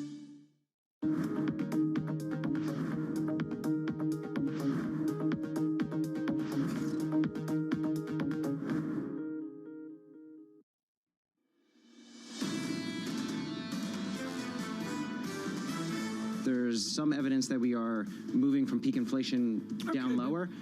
Where do we end up, I think, is the big question. We're still overall, I think, in a very elevated inflation environment. Even if the Fed is going to pivot, they're not going to talk about a pivot right now. There is no Fed member that wants to go down in history as losing the fight on inflation. The problem is we haven't really, I don't think, discounted the weakness in the economy that's coming. This is Bloomberg Surveillance with Tom Keene, Jonathan Farrow, and Lisa Abramowitz. Live from New York City for our audience worldwide. Good morning, good morning. This is Bloomberg Surveillance on TV and radio. Alongside Tom Keene, I'm Jonathan Farrow. Equity futures up 0.4% on the S&P. TK, the melt up of yesterday. What a move. For those that don't have a Bloomberg terminal, the word is never. I have never seen what I witnessed yesterday on the short cover at 8:30, which continues through the day. And John, to me, that is the message, is that it continues through the day. We finished strong, and we start this morning with SPX futures up 16. Let's start with the index level stuff. The S&P up by more than 5%, biggest move we've seen going back to April 2020. And then let's go to the single names. Apple up 8.9%, Microsoft up more than 8%, Alphabet, Tom, Alphabet rallying hard as well. Amazon up 11% in yesterday's session. These were monster moves yesterday, Tom. Just absolutely phenomenal off the back of softer than expected CPI. My question, TK, is a simple one. You more surprised by the data yesterday or the way this market responded to it? The data. The data is more important than the way the market responded. What can you imagine if we get another CPI in, what is it, on early December? The 13th. That gives us the same market reaction. There's a couple things critical here. We're going to go through some of it to give you perspective on this. Can we just start with, we're focused on Carvana? It's story stock week. Surveillance is focused on one of the story stocks, Carvana. There's a whole Bitcoin blow up in that. Sure. Should we focus on Apple and Exxon, or should we, become addicted to these story stocks in this melt-up? You've brought up Carvana, so let's talk about the moves yesterday. I think that stock was up by more than 30%, and I saw a ton of people out on Twitter talking about the same thing. If you look at the CPI story, used car prices plunged. Carvana in the used car business, Tom, rallies 30% off the back of that CPI print. That just tells you, TK, yesterday wasn't about fundamentals. It was all about repricing the Federal Reserve and basically nothing else. And what was painful, being in triple leverage all cash, I went back to the ancient marketing of mutual funds, this from the good people up in Boston at Putnam. If you miss the 10 days up over a long cycle, John, it's stunning. $10,000 invested. Do you want to have 21,000 out there somewhere, or 46,000? If you're in cash like Tom Keene, you don't go up on a day like yesterday. It's always been the argument to stay invested. Because if you don't, you're likely to miss those days. Tom, we need to talk about China as well. Yeah. There's subtle signs that they're shifting towards, let's say, softening their stance on COVID-0. Let's put it that way. If you look at the new rules, so the current rules, 10 days quarantine, a week in a hotel, 3 days at home. Okay, the new rules, 5 days in a hotel or a government facility, 3 days at home. It's marginal stuff, but context matters.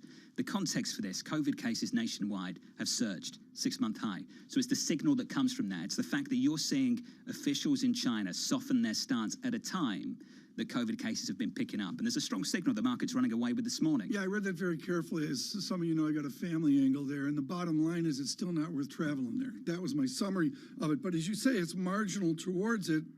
And maybe after the Congress and with President Xi meeting President Biden, supposedly, in Bali, maybe it is a new migration of China back towards science on this virus. We've got a date for that on Monday for that meeting. We'll catch up with Anne-Marie in about 10 minutes to go through that. Tom, let's just talk about what we saw with plane ticket bookings. Here at Bloomberg, we went through the numbers. Bookings for flights into China doubled in the hour after that announcement. Yeah. Doubled. That just little marginal shift, and all of a sudden, bang. A lot of people want to go. Of course, economy to China is $300. Business class is $1,200. Have you seen the prices? You've done the maths. I looked last night at the business class prices. Brutal. There's like Paris and double it is Shanghai because there's so few seats. Going to pick up on this story a little bit later in this program. Equity futures positive, 1/3 on the S&P 500. Let's whip through the price action. The Treasury market is closed for Veterans Day. You know what that means, Tom? Bramo's away. Bramo takes the day off when the bond market is closed. It's official. New rules. So we look at the bond market. Yields higher there by 6 basis points, just north of 2% on a German 10-year. In the FX market, let's just sit on foreign exchange for a moment. Euro dollar back to 102.64, up 0.5%. And go through the dollar moves, Tom. The dollar index yesterday, worst day since 2015 on DXY. Cable, that was the biggest move on cable, the pound against the US dollar, going back to 1993. On dollar yen, for a move that big, that much dollar strength, you've got to go back to 1998. They were monster moves in foreign exchange. Monster moves, and it becomes cumulative. Thank you, Vice Chairman Brainerd, for that. On yen, I look carefully, John, breaching 140, a lower number is a stronger Japanese yen. And to get back to stasis before this foolish, YCC policy is a 20 big figure move in yen, 139 down to 110-ish. These are huge potential moves if you finally get weak dollar. Chris Marangi joins us now, I'm happy to say, the co-chief investment officer at Gabelli Funds. Chris, we're lucky to catch up with you, sir. Let's just start with yesterday before we get our teeth into this morning. What did you make of that? Yeah, well, we try not to get too caught up in the emotion, but we'll enjoy it, especially at the end of what was a very challenging earnings season. It was pretty sweet. I think if you look at the reaction yesterday, it's all about rates. If you price stocks using a discounted cash flow and you take the denominator down by 30 basis points, you get almost exactly the move that happened yesterday in the S&P. Now, the real world doesn't work that way. I think it was a lot more about short covering and positioning and things like that. But it's nice to see some follow through this morning. Chris, as you go into next year, can you believe in growth at a reasonable price? I understand value. The acclaimed Gabelli trade on Cadbury Schweppes is just one example, your Cadbury candy, rather, years ago.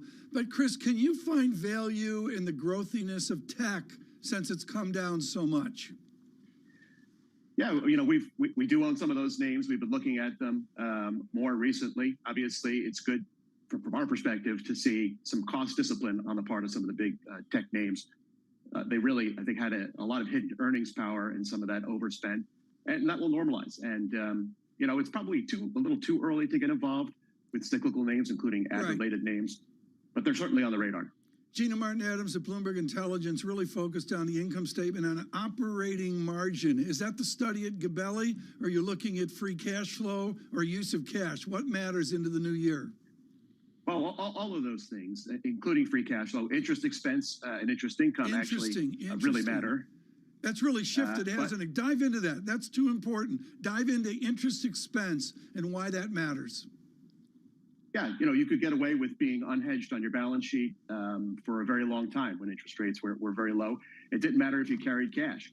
Now it matters. If you're just sitting in cash, there's a real cost opportunity there, and if you're not hedged, you're paying a lot more in interest expense. And tax rates probably not going to go up given the split in Congress.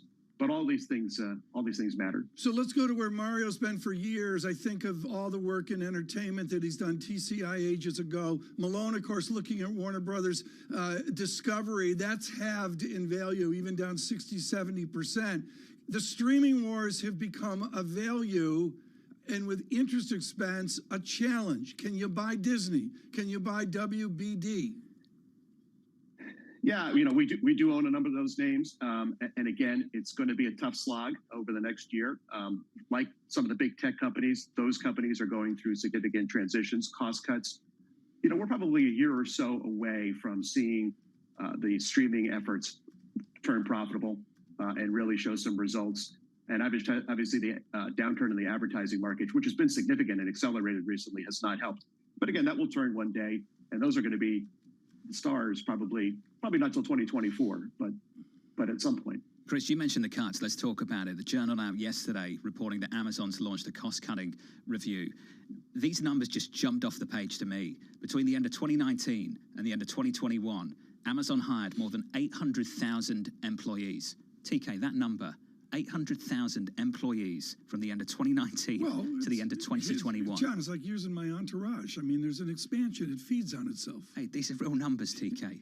They're massive numbers. Chris, it makes me wonder how much excess we need to cut here as some of these tech firms. Just how big do you think this effort needs to be? Well, it's big, and it's not just tech or the big banks. Again, we just talked a reference to the earnings season that we just came through. We're hearing this across the whole economy. Industrial companies, consumer companies. Some of them haven't publicly announced cuts, but they're all considering it. Some of them are small, some of them are big. But I think it's important to take yesterday's move in context. What the Fed has done is really having an impact. You're seeing anecdotally consumer demand finally taking a hit, and companies respond with layoffs, and that is obviously the intended effect for raising rates. So we're going to see, probably weaker payrolls going forward, and that should be just more confirmation that the Fed can probably back off a little bit. Hey, Chris, this was awesome. What a move yesterday. Keep shaking my head about it. Just phenomenal. Chris Barangi there, Gabelli fans. Thank you, sir. Did you see the Fed speak? Just had the live blog of Federal Reserve officials yesterday. The live blog, yeah, it shows how silly it is to me. Loretta Mester of the Cleveland Fed. I currently view the larger risks as coming from tightening too little. Still the view of Mester, shared by others. And I have to say they welcomed the inflation data yesterday. Overwhelmingly, you go through the Fed speak, you see that. Say it was terrible? Come on. But ultimately, it validated the stance they'd already taken, which was to drop down from 75 to 50. Yeah. But no one was doing a victory lap off the back of that data yesterday. Exactly. In the parlor game, and to be fair to them, and I have an immense respect for President Mester, they need more data. If you're going to get a vector going on disinflation, you can't do it with 1 point, John. You can't even do it, I would say, mathematically with 3 points. So we're out to inflation studies of February and March, where institutions can get a confidence and opinion. Do you want the appetizer for the G20 from Secretary Yellen right now? Speaking at a business forum in Delhi, saying this: we must help relieve emerging market debt burdens. Many EM countries face unsustainable debt. A big feature potentially of this G20, Tom, is going to be debt sustainability. Well, what you could see from the bulk of the G20, -1 maybe, which is China, is a big push on this effort. My conversation with Gita Gopinath at IMF started that off, and I'm sorry, it's front and center for these institutions. John, how accommodative are we? The Bloomberg Financial Conditions Index, -0.886, hasn't been there in ages. The conversation continues in the next hour. Sarah Hunt of Alpine Saxon Woods, looking forward to that conversation. The equity market rally continues as well. Yesterday on the S&P up more than 5%. On the NASDAQ up more than 7%. We're up this morning by 0.4. On the break, I'm going to look at Carvana. Check it out, TK. Check it out, yeah. Quite a move. Live from New York, this is Bloomberg. Keeping you up to date with news from around the world with the first word, I'm Lisa Mateo. Russia says it will hold its first nuclear talks with the U.S. since the invasion of Ukraine. According to the Foreign Ministry, discussions will be held late this month or early December in Cairo. They'll focus on inspections of atomic weapon sites under the New START treaty. The British economy shrank in the third quarter, marking the start of what's expected to be a protracted recession. Gross domestic product fell 0.2%. Consumer spending and business investment both fell during the quarter. The Bank of England sees a recession persisting into the middle of 2024. It's a significant recalibration of China's COVID-0 policy that has isolated the country. Beijing has reduced the amount of time travelers and close contacts must spend in quarantine. Now, it's also pulling back on testing. Plus, a controversial system that penalizes airlines for bringing virus cases into China will be scrapped. The U.S., Japan, and other countries will offer Indonesia a climate finance deal worth at least $15 billion. It's designed to help the country shift its power grid away from using coal. Details of the agreement will be announced next week during the Group of 20 summit in Indonesia. And a stark warning from new Twitter CEO Elon Musk. Bloomberg has learned that in his first address to employees since buying the company, Musk said that bankruptcy was a possibility if it doesn't start generating more cash. Investors are already offering to buy Twitter debt for as little as 60 cents on the dollar. Global news 24 hours a day on air and on Bloomberg Quick Take, powered by more than 2,700 journalists and analysts in more than 120 countries. I'm Lisa Mateo. This is Bloomberg.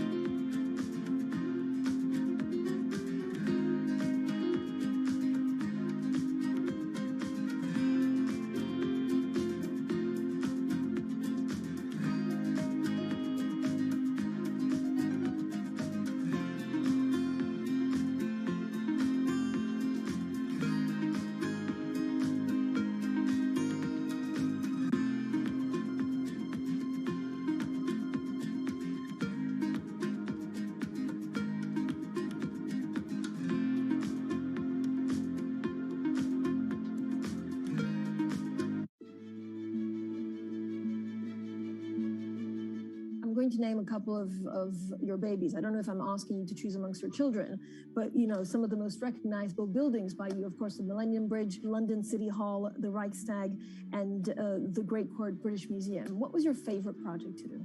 The Reichstag does stand out because, first of all, it's an energy manifesto. So it transformed something that was dependent on fossil fuels. It uses all the technology to produce something which is essentially carbon neutral. And as a public building, that's a statement. It's a symbol of a city. It's a symbol of a nation. It incorporates works of art. It's recycling an existing building, which, as I mentioned earlier, is the ultimate in sustainability.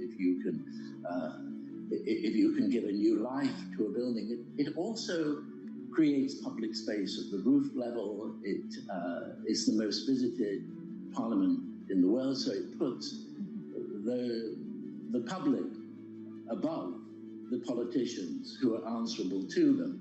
And that, of course, was made possible by the politicians. So it's a demonstration of democracy in action.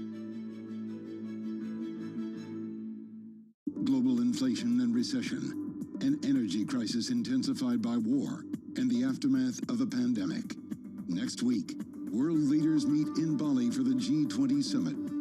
And Bloomberg is there, bringing you the news and analysis. A confluence of economic, climate, and security crises make it a uniquely challenging time. All of these are pointing towards a big slowdown in trade. It all starts next week, only on Bloomberg, your global news authority. In a multi-trillion-dollar industry, there's a lot of ground to cover. Commodities got absolutely crushed. We'll show you what's happening in ETFs like no one else. Bloomberg ETF IQ, Monday on Bloomberg. Bloomberg is live at COP27 in Sharm el-Sheikh, Egypt. Bloomberg Television and Radio brings you continuing coverage as world leaders, business insiders, and decision makers gather to take action toward achieving the world's collective climate goals. What are your top 3 priorities? There is an ability always to find the new and innovative ways to meet the challenge and at the same time take into consideration the pressures that exist. Special coverage continues only on Bloomberg, your global business authority. Be BSO Now is your online home for weekly Boston Symphony Orchestra and Boston Pops performances. See new concerts that go behind the scenes, plus acclaimed archival concerts. Visit bso.org/now, where the music plays on. BSO season sponsor, Bank of America. Earnings season is here. The earnings are starting to pour The in. numbers are holding up better than expected. Sorry, business isn't all that bad. Bloomberg breaks the numbers first. Netflix earnings going to cross the wire. A big beat. Stock is up more than 8%, coming in stronger than their rivals. With exclusive expert analysis. Finally back to growth. The mother of all opportunities. What is the industry to watch? That's where the rubber hits the road for Goldman Sachs. It's going to be a really interesting earnings season. Bloomberg Television and Radio. The fastest numbers and analysis you trust.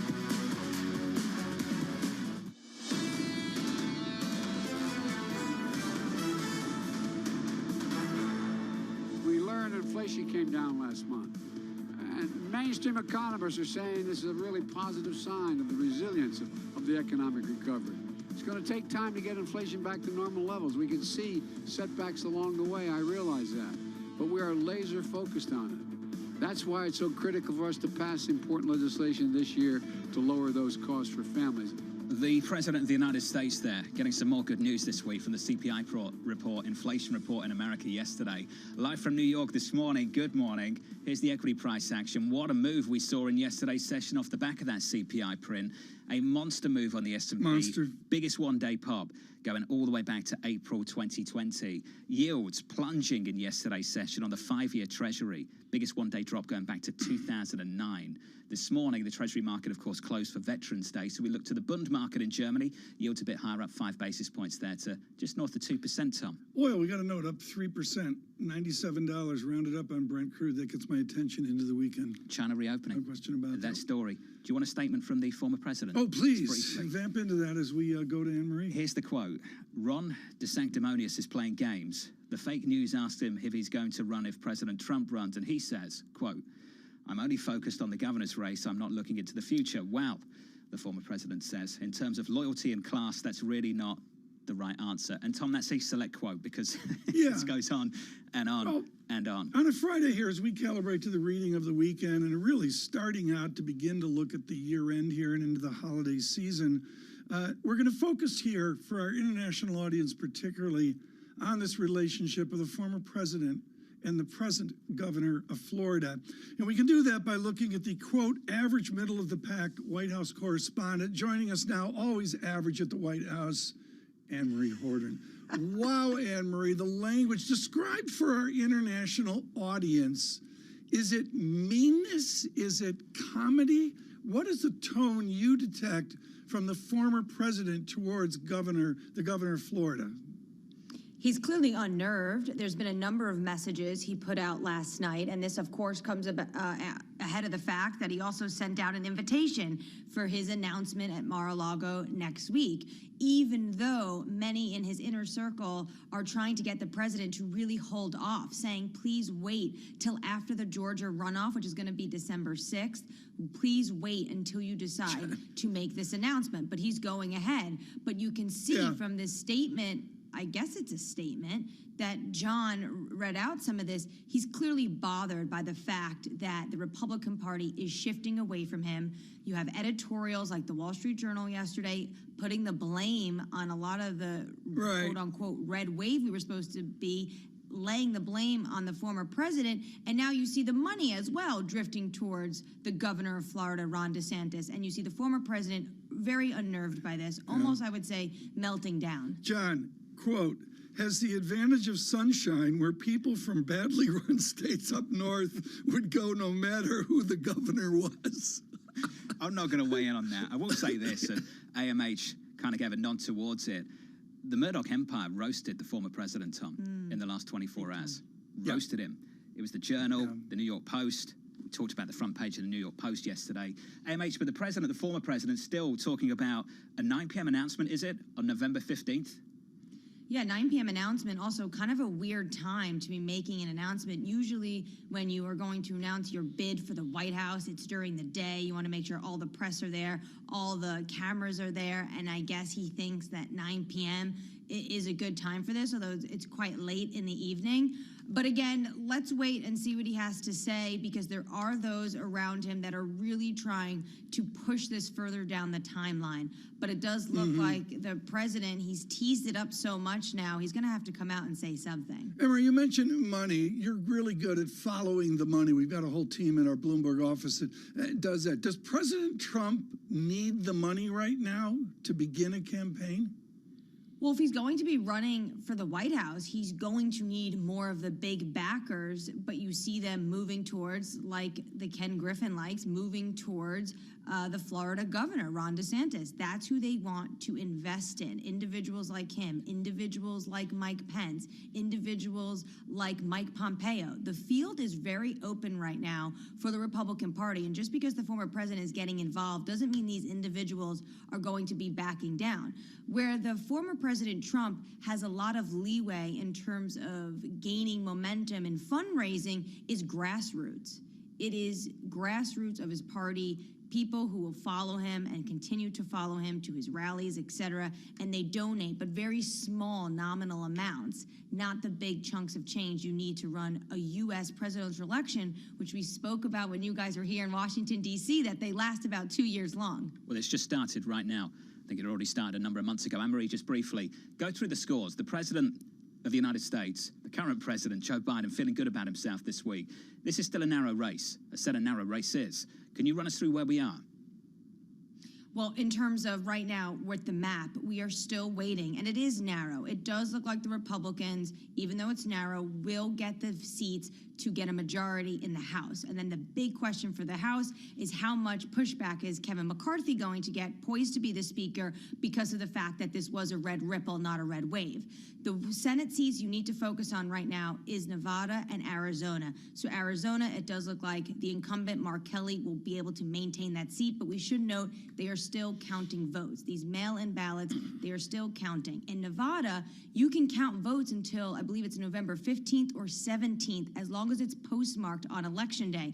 And Nevada is where it's really a toss-up at the moment. You have Adam Laxalt, the Republican, ahead in the race, but they are still counting in some very Democratic-leaning counties. So you could see the Democrat come ahead there. If the Democrats are able to get these 2 seats, it doesn't matter what happens in Georgia. They have a majority. But if it goes one red, one blue, it's all going to come down to Georgia. Anne-Marie, we'll catch up with you in the next hour as the president looks set to head to the G20. What are you banking over there? I'm banging over here looking at Britain. There's so many stories today. It's a very rich Friday. No, it's a very rich Friday, folks. There's a lot of stories, and we haven't even mentioned BitDog today, which is a serious issue, some real hardship there. John, contraction is the word that's being bandied about, not recession. Sure. But I'm sorry, Andrew Bailey, in a very sad way, has had a very good week looking out at this dearth of growth in the United Kingdom. One caveat with the UK, remember extra bank holiday in the UK because of the Queen's death, so softer growth numbers there. But overwhelmingly, even if you take that out, Tom, softer growth in the UK is a problem. But can we just look at where cable is right now? Just look at that. Look at the number. 103.50 was the low. Only about a month ago. Right now, 117. 14 big figures. Hey, that's a massive change. A massive change. Did you take advantage of that? How did you play that? How did I play that? Yeah, you know. I'll give away the Christmas presents. I'll give away the Christmas presents. The Christmas presents were purchased. Really? When sterling was at about 108. Very good. Okay. That's good. From New York City, equities up. This is Bloomberg.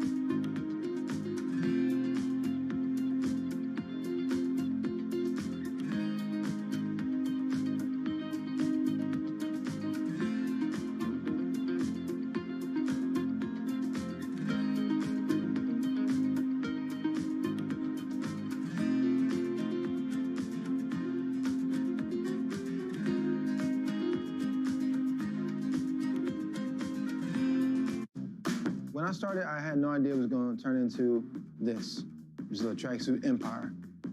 I don't have any investors. All this is all money in. This is me going out and hustling, bringing that money back, and just building it, building it, building it. You gotta think about a person that was homeless at one point, didn't really have any money coming in. The fact that this person was relentless and just determined to succeed and not let rock bottom define him as an individual. I can take things and put them together and take them apart and make them better and put them back together. I respect the craft, so I don't want to minimize and disrespect the value of each step of the craft and do by machine what should be done by hand.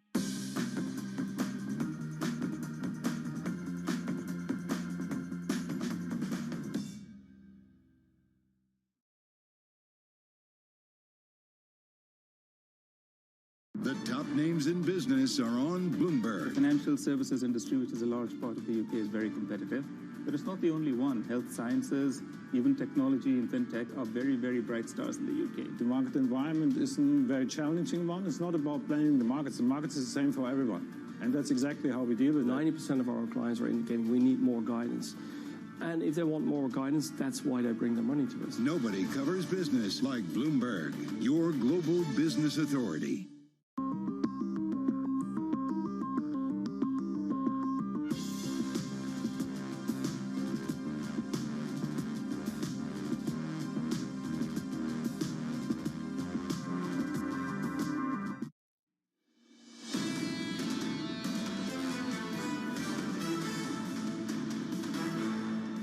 Equities up across the board on the S&P 500. Good morning to you. Building on the rally of yesterday. Can we call yesterday a rally?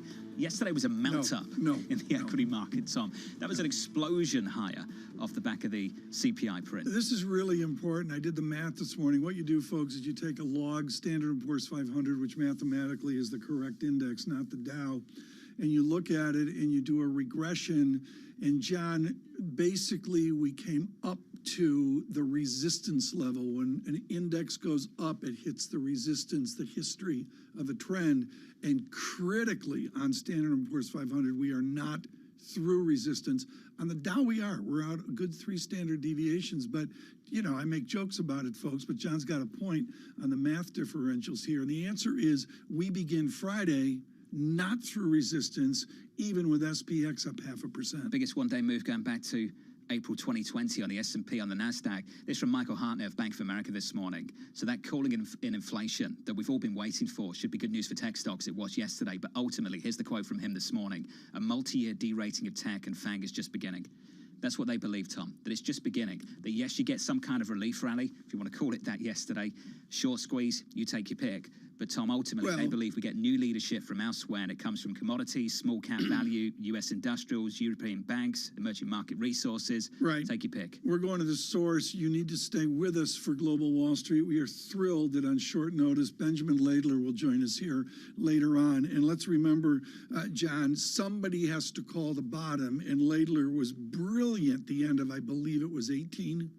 And then brilliant again on calling some form of bull market bottom. Up we go. And he said, the bottom is in, as he wrote this morning. So we've got a new question to ask. And it's not, have we seen peak inflation? We need to be asking a different question now. And I think many people are asking this question. Where does CPI bottom, Tom? Where does it come down to and plateau? And how troublesome is that going to be for this Fed into next year? You're correct. I do think, John, this is a huge, this is the fundamental issue that you address. And the answer is, I have no value here. And I frankly don't think Lyle Brainerd or anybody else has a value. We don't know. I would suggest on core inflation, getting below 3 will be a shock. And you want to see another market move like yesterday? You get a 2.9% on core out there somewhere and up. That really signals a disinflation trend in tech. We're light on Fed speak today, so that's some good news. I want to whip through the bond market for you. Veterans Day, so the Treasury market is closed, as it should be. I don't know why the equity market's not closed too, but we can talk about that another time. I know. In the bond market, we look to Bunds. German 2-year at 5 basis points to 213 on a 10-year, just